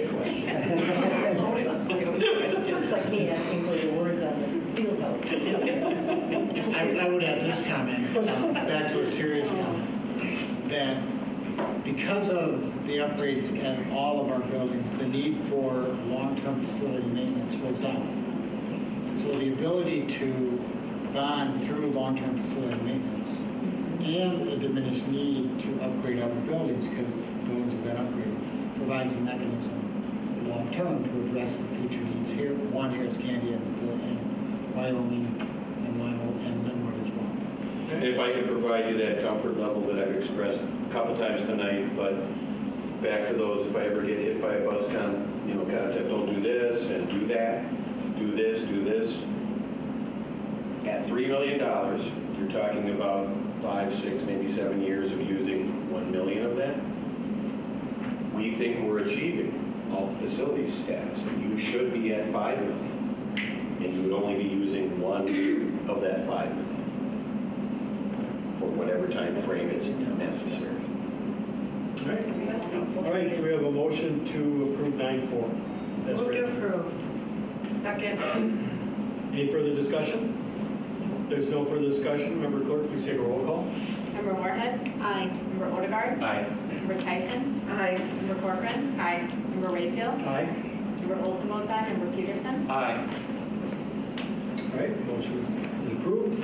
9-5, certified 2017 property taxes payable in 2018. So the last 2 years I couldn't say that, but if I were writing the headline for press publications or the Times, school property taxes are going down again. I've got to say that more than 10 times here in Forest Lake. It's good news. Not the last 2 years, but this is a 6% reduction. This is not small potatoes. This magnitude is 1.4 million out of 20. That's significant. It's good to see fingers working on the computer. Yeah, there. AGAIN. But all seriousness aside, we have a couple of steps. Your approval here. I then have the clerk signing the documents this evening. We submit those not only to the county but to the Department of Ed, and then we have to do our revenue compliance form with Minnesota Revenue.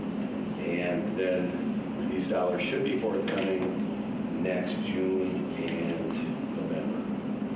All right, do you have a motion to certify the 2017 property taxes payable in 2018? Move to approve 9.5. Second.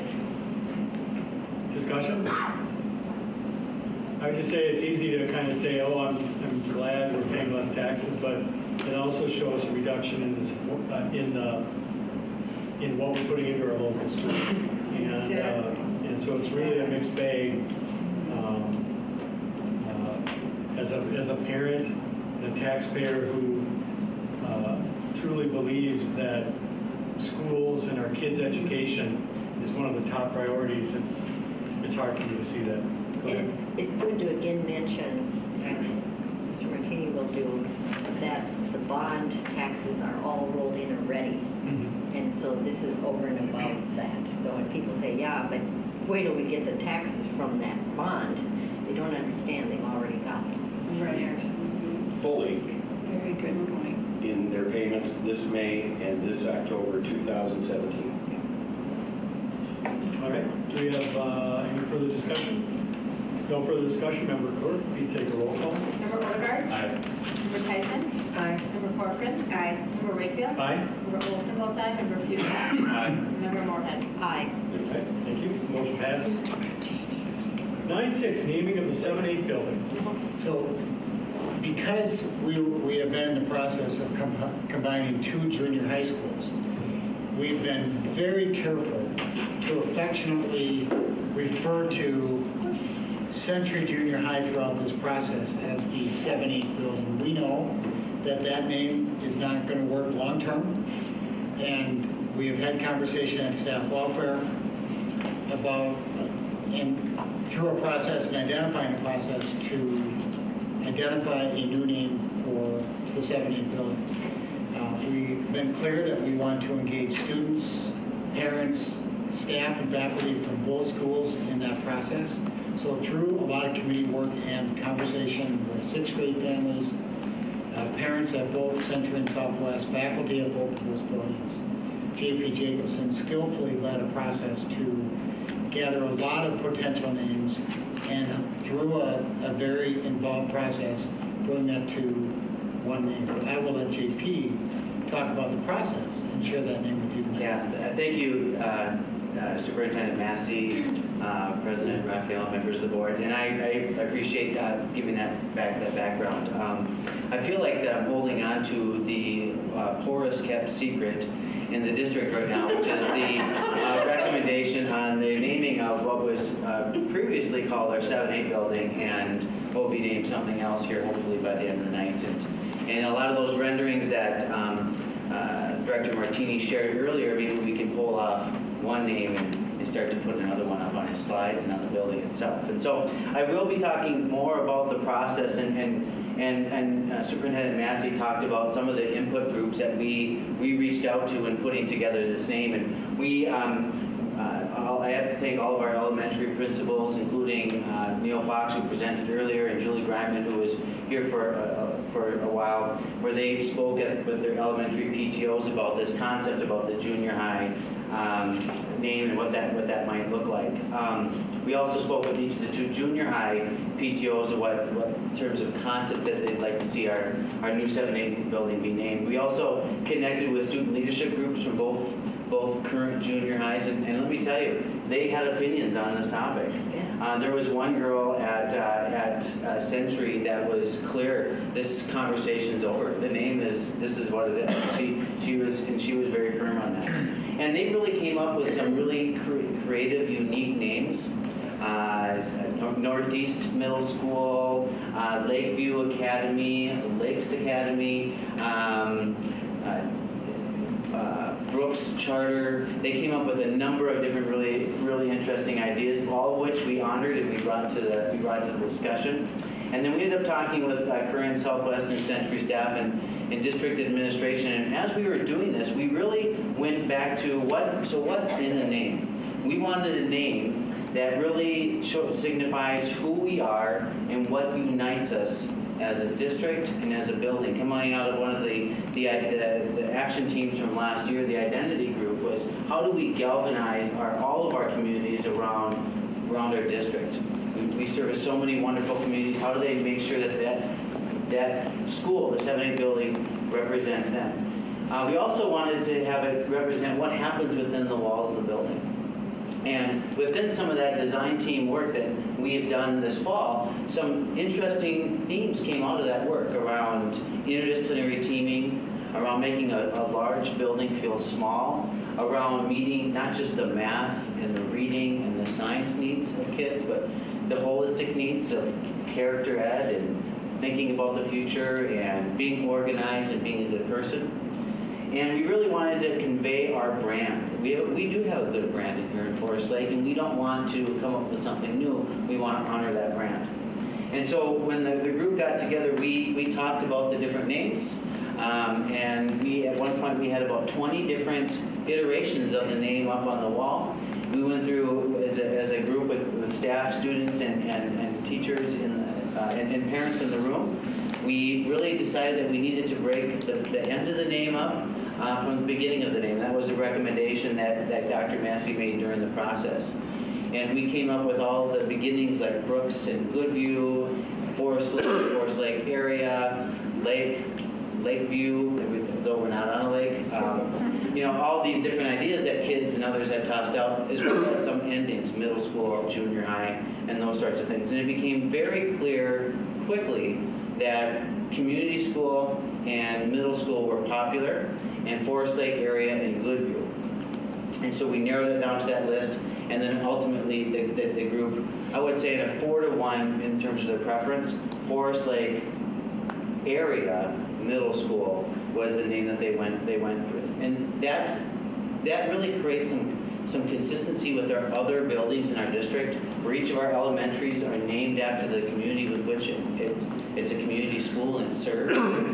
Forest Lake Area High School, Forest Lake Area Middle School. And I know there was, when we talked with a few people, maybe some casual concern or around the term middle school, because people think that means certain grade levels, and really what that means, it's a middle level experience for kids between elementary and high school around some common themes, and many of the ones that we just talked around about interdisciplinary teaming, which means we take subject areas and we blend them together to make sure that kids understand that math does connect with science and social studies does connect with English and so on and so forth. That we really foster close relationships by having a big school feel small, and that we meet the holistic needs of kids. So I think that Forest Lake area really does meet the brand and the identity of who we are, and middle school really speaks to what our teachers are saying and our kids, what should happen in the walls of middle school. And obviously, we will be Rangers. We want to be Rangers. The group was sure on that, so Forest Lake area middle school Rangers. And so I'd like to pass that recommendation forward and have the board approve that particular name, so we can get Larry and have him update his slides and his names on his building. And I might just add before we open up for a conversation that while we could have landed on Brooks Middle School, you might be thinking, where does Brooks come from? And the kids who came up with that said, well, Herb Brooks died in Forest Lake, so maybe it's Herb Brooks. And Northeast, and you might think, well, it's not Northeast. And the student said, well, it's opposite of Southwest, so maybe that would work. So again, we had a lot of different names, but we landed on, in the committee, frankly, and Gail and Joe, thank you for your involvement and help with that as well, on Forest Lake, because we believe that when we associate excellence to our schools, we want that connected to Forest Lake. Not some name that people have to then associate with our district, but our district should suggest that from the get-go. Yeah, That's Forest Lake area middle school. Yeah. And even within the student groups, they like to have some fun with the naming. But as that group had conversation amongst themselves, they really narrowed it down to having a middle school and something that really identifies us with the communities with which we serve. And so Brooks, even within they got tossed out early in the process, but even within the student groups, they knew that might not be a viable name. The other thing that we talked about within the team was maybe coming up with also a tagline that would go along with the name. So we're going to put together some teams this spring that would come up with some tagline that speaks to a little bit more about what happens in the building, and some ideas how that might sound might be Forest Lake Area Middle School, an ideal exploratory experience, or Forest Lake Area Middle School, where new horizons are discovered, or perhaps simply going with excellence beyond expectation. Something along those lines, that on our letterhead, on our publications, it would read those things. Good morning. I'm glad that you cleared up the middle school, because I always thought too it was 6th, 7th, and 8th, and so people were going to associate that. But we can still call it middle school, even though that's not first part of middle school. Yeah. Because our middle school is usually 6, 7, 8. I would say most commonly districts set up as K-5, 6, 8, and 9, 12. Yeah. And our communities have been very clear that they want to keep 6th grade in elementary, which is fantastic. But we've made the move to a 9, 12 high school, which is the right thing to do. But 7, 8, we can still have a 7, 8 middle school. I've actually been the principal of a middle school that only had 2 grade levels in the past. There you go. Yeah, so. Good answer for people. Yeah, JP, it was really a good experience to be part of that process and just listen to the staff who are so devoted to the process and just so much going on. And what I really liked, I went full circle because there were really some great ideas and suggestions. But I went full circle in just realizing that that's a representative name. You know, and we're building this campus effect to just creates that connection between that and its heritage and you would Google it and not be able to find it.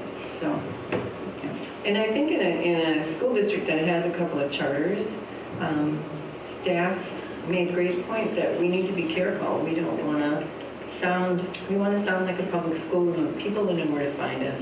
Yeah. Oh, I'm glad that you made that comment too, because charter and academy, I mean, charter never came up, but academy did. Yeah. And even there was a student leader in the room that said we should be proud of being a public school. That's who we are. And an academy doesn't speak to that. Right. So. Okay. Go ahead. I was going to say, I was surprised at first when I heard it, but then, like you say, I really thought that it was going to, with the kids involved, I thought it was going to be quite the creative name. I thought you'd have a naming contest and all these kids be in there, and that in my mind. But you're right, it didn't, when you said lakes and different things, it did sound to me like a charter school name, and that didn't fit. Yeah. So no, I'm glad that they all bought into the process, but I do like the tagline to kind of say it's a new beginning. I mean, it is. So something like new beginning or something to inspire the whole new horizon that they're starting at. So Absolutely. I like that idea. Absolutely. Thank you. Anything, Jill? No. Said it all, Gail. Good job. I did not. All right, so do we have a motion to accept the recommendation and name our 7-8 building Forest Lake Area Middle School? So moved. Second? Further discussion? Well, I do want to thank you guys for putting all that work in. That's, I think you guys did a great job. Yeah. Yeah, I really appreciate it. So, with that, Member Clerk, could you please take a roll call? Member Tyson? Aye. Member Corcoran? Aye. Member Rayfield? Aye. Member Olson votes aye. Member Peterson? Aye. Member Moorhead? Aye. And Member Odegaard? Aye. All right. Well, it's nice to put that behind us. That's a big deal. All right, 9-7. JP can go. A lot to talk about yet. 9-7, approve student sex non-discrimination policy 421. Students are protected from discrimination on the basis of sex pursuant to Title IX of the Education Amendments of the 1972 and the Minnesota Human Rights Act. The purpose of this policy is to provide equal educational opportunity for all students and to prohibit discrimination on the basis of sex. The policy committee has completed its periodic review of this committee. There are no changes recommended at this time, and administration recommends approval. Okay, do you have a motion to approve 9-7? So moved. Second. Any discussion? If there's no discussion, Member Clerk, please take a roll call. Member Corcoran? Aye. Member Rayfield? Aye. Member Olson votes aye. Member Peterson? Aye. Member Moorhead? Aye. Member Odegaard? Aye. And Member Tyson? Aye. All right, thank you. Yeah, policy changes have to be roll call. Yeah. 9-8, approved technology acceptable use and safety policy 540. The purpose of this policy is to set forth policies and guidelines for access to the school district computer system and acceptable and safe use of the internet, including electronic communications. The policy committee has completed its periodic review of this policy, and there are no changes recommended at this time. The administration recommends approval. All right, do we have a motion to approve 9-8? Move to approve. Second. Any discussion? If there's no discussion, please take a roll call. Member Rayfield? Aye. Member Olson votes aye. Member Peterson? Aye. Member Moorhead? Aye. Member Odegaard? Aye. Member Tyson? Aye. Member Corcoran? Aye. All right. 9-9, approve attendance at professional meetings policy 404. And this policy is to encourage the attendance of teachers and administrators at conferences and similar professional events that will be of definite educational value to the individual and the school district. The policy committee has completed its review of this policy and has recommended changes and the recommended changes are related to updated references in the collective bargaining agreement, changes the reference of meeting to conference, modifying the reference to EGDC committee, which no longer exists, and a change in how information learned at the conference may be shared with colleagues. Administration recommends approving the recommended language changes to this policy. All right, we have a motion to approve 9.9. So moved. Second. Any discussion? Just one, that I'm really happy to see the change about sharing the information, because I think Member Tyson has mentioned many times that when we go to these things, we should have time on the agenda, so not only for just the other staff, but for us as well, to share that information so we are using good use of the tax dollars. We don't just get the information for ourselves. I was really happy to see that change in it. Okay. Any further discussion? If there's no further discussion, Member Clerk, please take a roll call. Member Olson votes aye. Member Peterson? Aye. Member Moorhead? Aye. Member Odegaard? Aye. Member Tyson? Aye. Member Corcoran? Aye. And Member Rayfield? Aye. 9.10, approved travel expense reimbursement policy 302. And Member Olson spoke to this policy during the policy committee update. And last month, this policy was presented with a recommendation to move the $25 daily meal allowance to $40 per day on the meal allowance. After further discussion of the policy committee has modified this recommendation from its initial reading to no change in the daily meal allowance. And administration recommends no change, therefore, to this policy. All right, we have a motion to approve 9.10. So moved. Second. Discussion? Well, I talked to Member Peterson and Member Olson, and I was not clear on the information. I thought it was $25 per meal, but it's for the entire day. So, Okay. I just wanted all members to, if they didn't know, Go ahead. Well, I just wanted to say that I wanted to clarify I'll be voting no solely because of the fact that we didn't make the change. As one who travels for work, I find very few cities that I've been to that I could eat 3 meals in for $25. So McDonald's is not a good healthy option, Karen. Any other comments? Yeah, I echo Member Peterson's comments there, and I'll be doing the same thing as someone who used to travel for work. $50 a day was ridiculous when I was doing it, and so 25 is way too little. I wouldn't support it. How do other members feel about it? Well, they'll see in the I don't vote. think it's enough either. What's that? I think the city was fine with it. Yeah. I'm sorry, okay. what do you Julie, I don't think it's enough either. I think it should be more. I'm voting no too. I just think it's $25 a day. maybe it'd be worthwhile, instead of just having this fail, that we have an amendment to move it to something that would be closer. Or even in between, but. I would offer an amendment to move it to $35. Do we have a second? Second. Instead of 40. Yeah, any discussion on the amendment? I still won't be supporting that. I mean, that's better, but that's still not enough. Do you want to make a motion?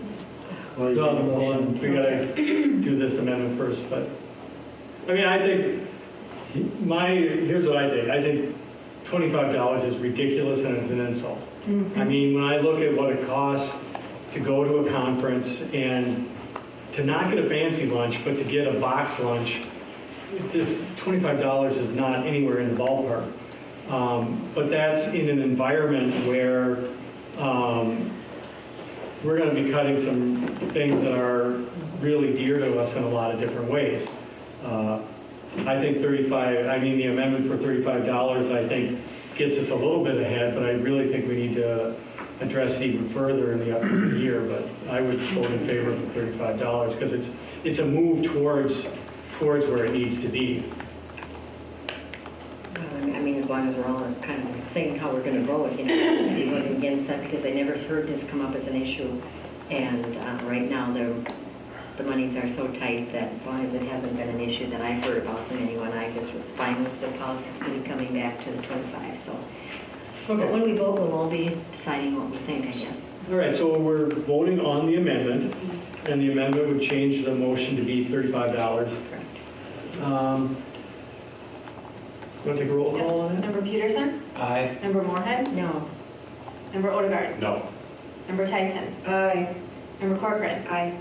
Member Rayfield? Aye. Okay, so the Wilson amendment, votes no. what do we got there? 4-3. Okay, so the motion, Passes. the amendment passes. And so now we're back. And do we have any further discussion on the original motion as amended? If not, Member Clerk, please take a roll call. Member Moorhead? No. Member Odegaard? No. Member Tyson? Aye. Yes. Member Corcoran? Aye. Member Rayfield? Aye. Member Olson votes no. Member Peterson? Aye. So we got 4 ayes, Correct. and the motion passes. Thank you. 911, approved staff facilities policy 405. It's the policy of the school board that adequate facilities in each building be available for staff members contingent on the availability of space in individual buildings. The policy committee has completed its periodic review of this policy and is recommending an addition to item 5 of the policy, which currently states faculty restrooms that are not to be used by students to now include unless a building need exists, which would require or render advisable mutual use of single-user restrooms by staff and students. Administration is recommending approval of this policy with this change. All right, do you have a motion to approve 911? So moved. Second. Any discussion? There's no discussion. Member Clerk, please take a roll call. Member Odegaard? Aye. Member Tyson? Aye. Member Corcoran? Aye. Member Rayfield? Aye. Member Olson votes aye. Member Peterson? Aye. Member Moorhead? Aye. All right. 912, approved student attendance policy 519. And the purpose of this policy is to encourage regular school attendance of all school-age children in the district.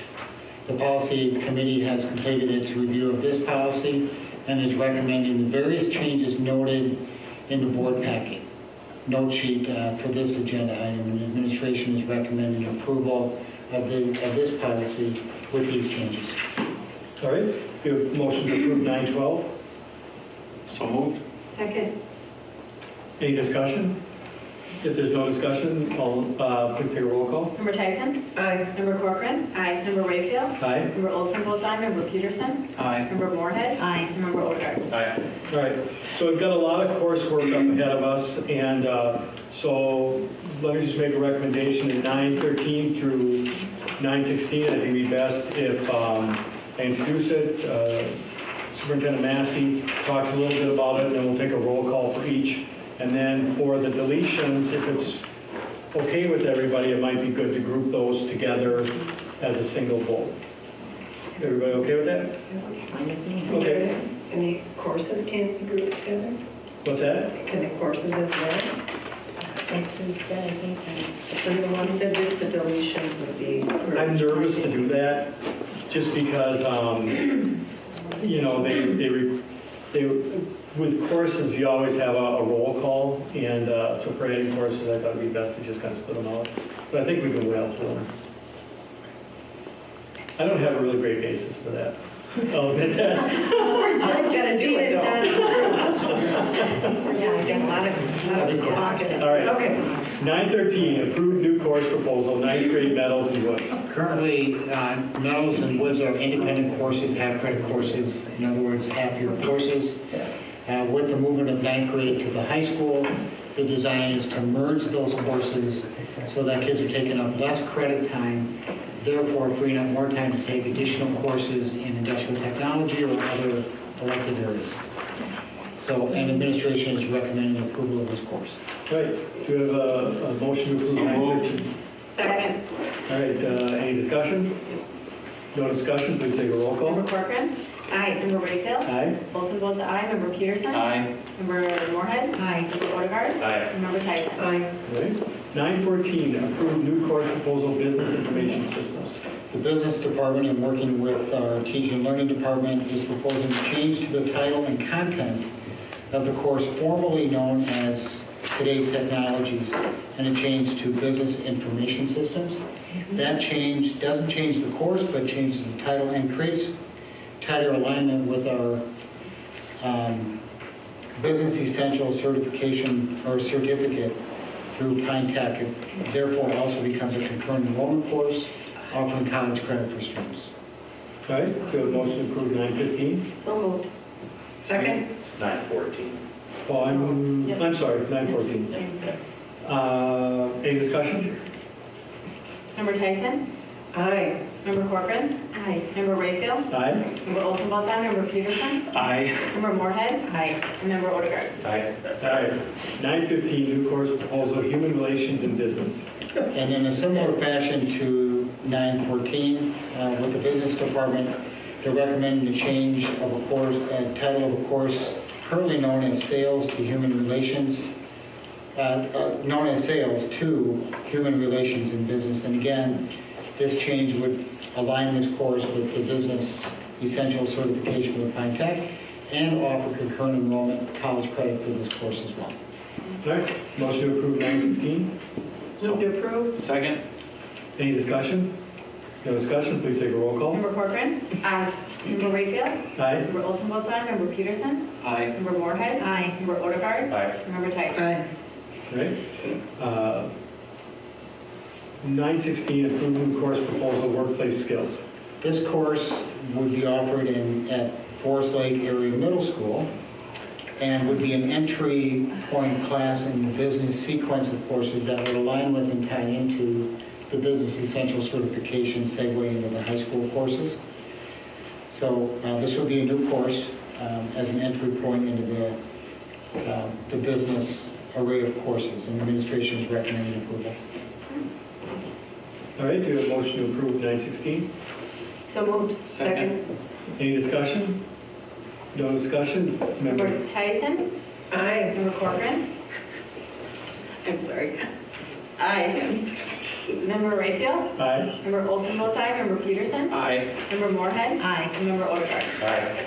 All right, so 9:17 through 9:22 are deleting the courses Plant Science Propagation, Ag Mechanic Skills, Advanced Ag Mechanic Skills, Adventures in Agriculture B, Engineering and Tech in Agriculture, Agri-Entrepreneurship. Do we have a motion to approve 9:17 through 9:22? So moved. Second. All right, do we have any discussion? Do we want any updates on these classes from the superintendent? I think we had good We ones. kind of discussed Yeah. that already. And we've discussed them already. I think some of them are just really good partnerships again. And they're obsolete in some cases. Mhm. We don't have the enrollment in the industrial tech courses. The propagation, the plant science propagation course is redundant with the CIS sequence and the other courses offered in the agriculture department. Okay, any further discussion? If there's no further discussion, Member Clerk. Member Tyson? Aye. Member Corcoran? Aye. Member Rayfield? Aye. Member Olson-Balzar? Member Peterson? Aye. Member Moorhead? Aye. And Member Odegaard? Aye. All right, thank you. 9:17 through 9:22 is approved. 10, new business. 10.1, resolution for school trust lands. So this will be the first reading of a resolution for school trust lands, and the MSBA is requesting Minnesota school boards to pass a resolution supporting a plan by MSBA or by the school trust lands organization. This plan would swap current school trust land in the BWCA for forest land in St. Louis County. The current trust land in the Boundary Waters Canoe area does not generate any revenue from Minnesota schools, as school trust land is designed to do. So with this proposition, the St. Louis County land through this arrangement would generate revenue for Minnesota Public Schools. The plan would call for the Conservation Fund to purchase private forest land in St. Louis County. The Conservation Fund would exchange the parcel for school trust land located in the Boundary Waters Canoe area. And then the U.S. Forest Service would buy the former school trust land from the Conservation Fund with funding from the Land and Water Conservation Fund. MSBA supports the combination of land sale and exchange to transfer school trust lands located in the Boundary Waters Canoe area to the Forest Service, using this plan model to ensure that thousands of acres of private forest land in northern Minnesota will be transferred to the school trust. This plan is an alternative that provides for continued source of revenue for Minnesota schools, allowing for a sustained yield and stable employment for industries, and providing thousands of acres of land for public recreation. So this is just us saying that we're okay with them pushing for the legislation? That's correct. Okay. Yep. And were they looking for a vote tonight, or? It's in first reading, and the draft resolution is on the opposite backside of the note sheet for this, for 10-1. Okay. And I think if we act on that in January, we'll be fine. Okay. So I just want to add one thing on that. At Delegate Assembly, there was discussion, because this is Resolution 19. So I have my book with me, or you could go on the MSBA website and go to the Delegate Assembly, what was all the resolutions were, and it's number 19. You could read more of the pros and cons. It's very interesting. But they've been trying to get this to go forward for a long time. So that's why they're really reaching out to all districts, rural, metro, whatever, to get their resolutions signed. And I'll be bringing one next, around the 21st at our next meeting for the cross subsidy. A local resolution and a federal. Okay. So. All right, thank you. 10.2, first reading of the Public and Private Personnel Data Policy 406. And the purpose of this policy is to provide guidance to school district employees as to the data the school district collects and maintains regarding its personnel. The policy committee has reviewed and revised this policy in accordance with Minnesota statute and with guidance from Minnesota School Boards Association. There are a number of changes throughout this policy that essentially update the language in accordance with Minnesota statute and correcting references that no longer exist throughout the policy. Again, first reading. All right. 10.3, first reading of the School Board Member Reimbursement Guidelines Policy 103A. Attachment to Policy 103A details school board member reimbursement guidelines. The policy committee has reviewed and amended this policy to include additional language under 2.4. The added language reads, subject to per diem limitations established by the school board, $25, that's the per diem rate. So similar to the previous conversation on meal allowance, policy committee set the meal allowance for school board member travel at $25. Okay. And that was 10.3 or 10.4? That's 10.3, and that's a first reading. Okay, first reading of 10.4, out-of-state travel by school board members, policy 103B. This policy sets guidelines for out-of-state travel for school board members. The policy committee has reviewed this policy and is recommending no changes at this time. Okay. 10.5, first reading of age of initial entrance into school, policy 501. And this policy sets the age criteria for initial entrance into school. The policy committee has reviewed this policy and is recommending no changes at this time. All right. 10.6, first reading of the graduation requirements, policy 613. And the purpose of this policy is to establish the requirements for graduation from the school district. The policy committee has reviewed the policy and is recommending the language changes noted in the policy, namely, the changes eliminate dates that have hence expired and old language referencing outdated graduation requirements. All right. 10.7, first reading of the credit for learning, policy 620. There's a little bit of background I want to share here. The purpose of this policy are to first recognize student achievement which occurs in post-secondary enrollment options and other advanced enrichment programs. Recognize the student achievement which occurs in other schools and alternative learning sites and out-of-school experiences such as community organization, work-based learning experiences, and other educational activities and opportunities. And to address the transfer of student credit from out-of-state, private, or home schools and online learning programs, and to address how the school district will recognize student achievement obtained outside the school district. We are constantly at the high school level bringing in transcripts from other schools, and in some cases other states, and there are conversion of credits and interpretation of courses with different names. And this policy addresses those. And the policy committee, through the review of this policy, is recommending the language changes noted in the policy, namely, the policy cleans up outdated language, and the policy indicates that all concurrent enrollment courses are now weighted at a weighted value of 1.25 per weight of the course. The weighting now includes PSEO grades. You'll recall that several years ago we had a weighted grading system of all concurrent enrollment courses. U of M, Southwest State, Hennepin Tech, Pine Tech are all weighted at 1.25. To bring you up to speed, a grade of an A generates 4 grade weight points. Under an unweighted system, it's worth 4 points. Under a weighted system, that course now weights in the GPA at 5.25. And a 3 gets weighted at a 4. So this policy will wrap in PSEO grades. The legislature is moving in that direction. This policy change will just have us a step ahead of what's coming down the pipe of the legislature. Okay, thank you. 10.9, first reading, new course proposal, chamber strings. You missed 10.8. Oh, I'm sorry.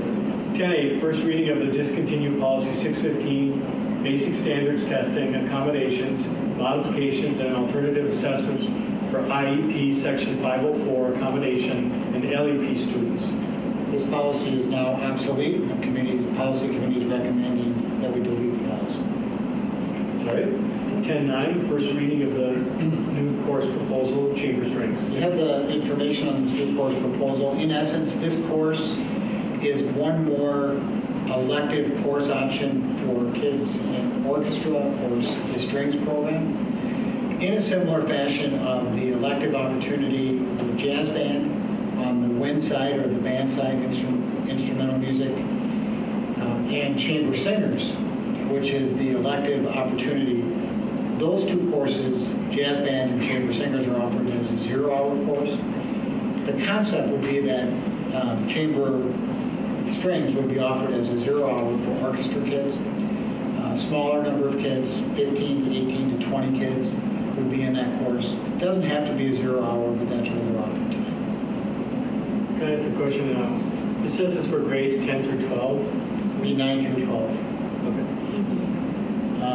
Although I would defer to Director Georgie on, did they set that at 10, 12 as 9th graders probably would qualify for that course? Was that intentional or was that a... I don't know that that was intentional. They did say that there would be an application process for those, so I assume that it would certainly be open to 9th graders, but whether or not 9th graders would be in would be the question. Okay, so we just need to change that. We'll double check and make sure that that was a mistake, not intentional. Okay, thank you. If the chamber, like my son's in the chamber orchestra right now, and they do a 9th grader in there, that is part of it now. But they're not getting credit for that No, course. no, it's just, So this would create a credit opportunity. All right. Got through a lot of business, and kudos to the policy committee for clearly a lot of work. Wow. Fabulous job. So review your upcoming calendar dates, and do I have a motion to recess to go into closed session to discuss the fleet negotiation parameters? So moved. Second. Any discussion? All in favor say aye. Aye. All opposed? All right.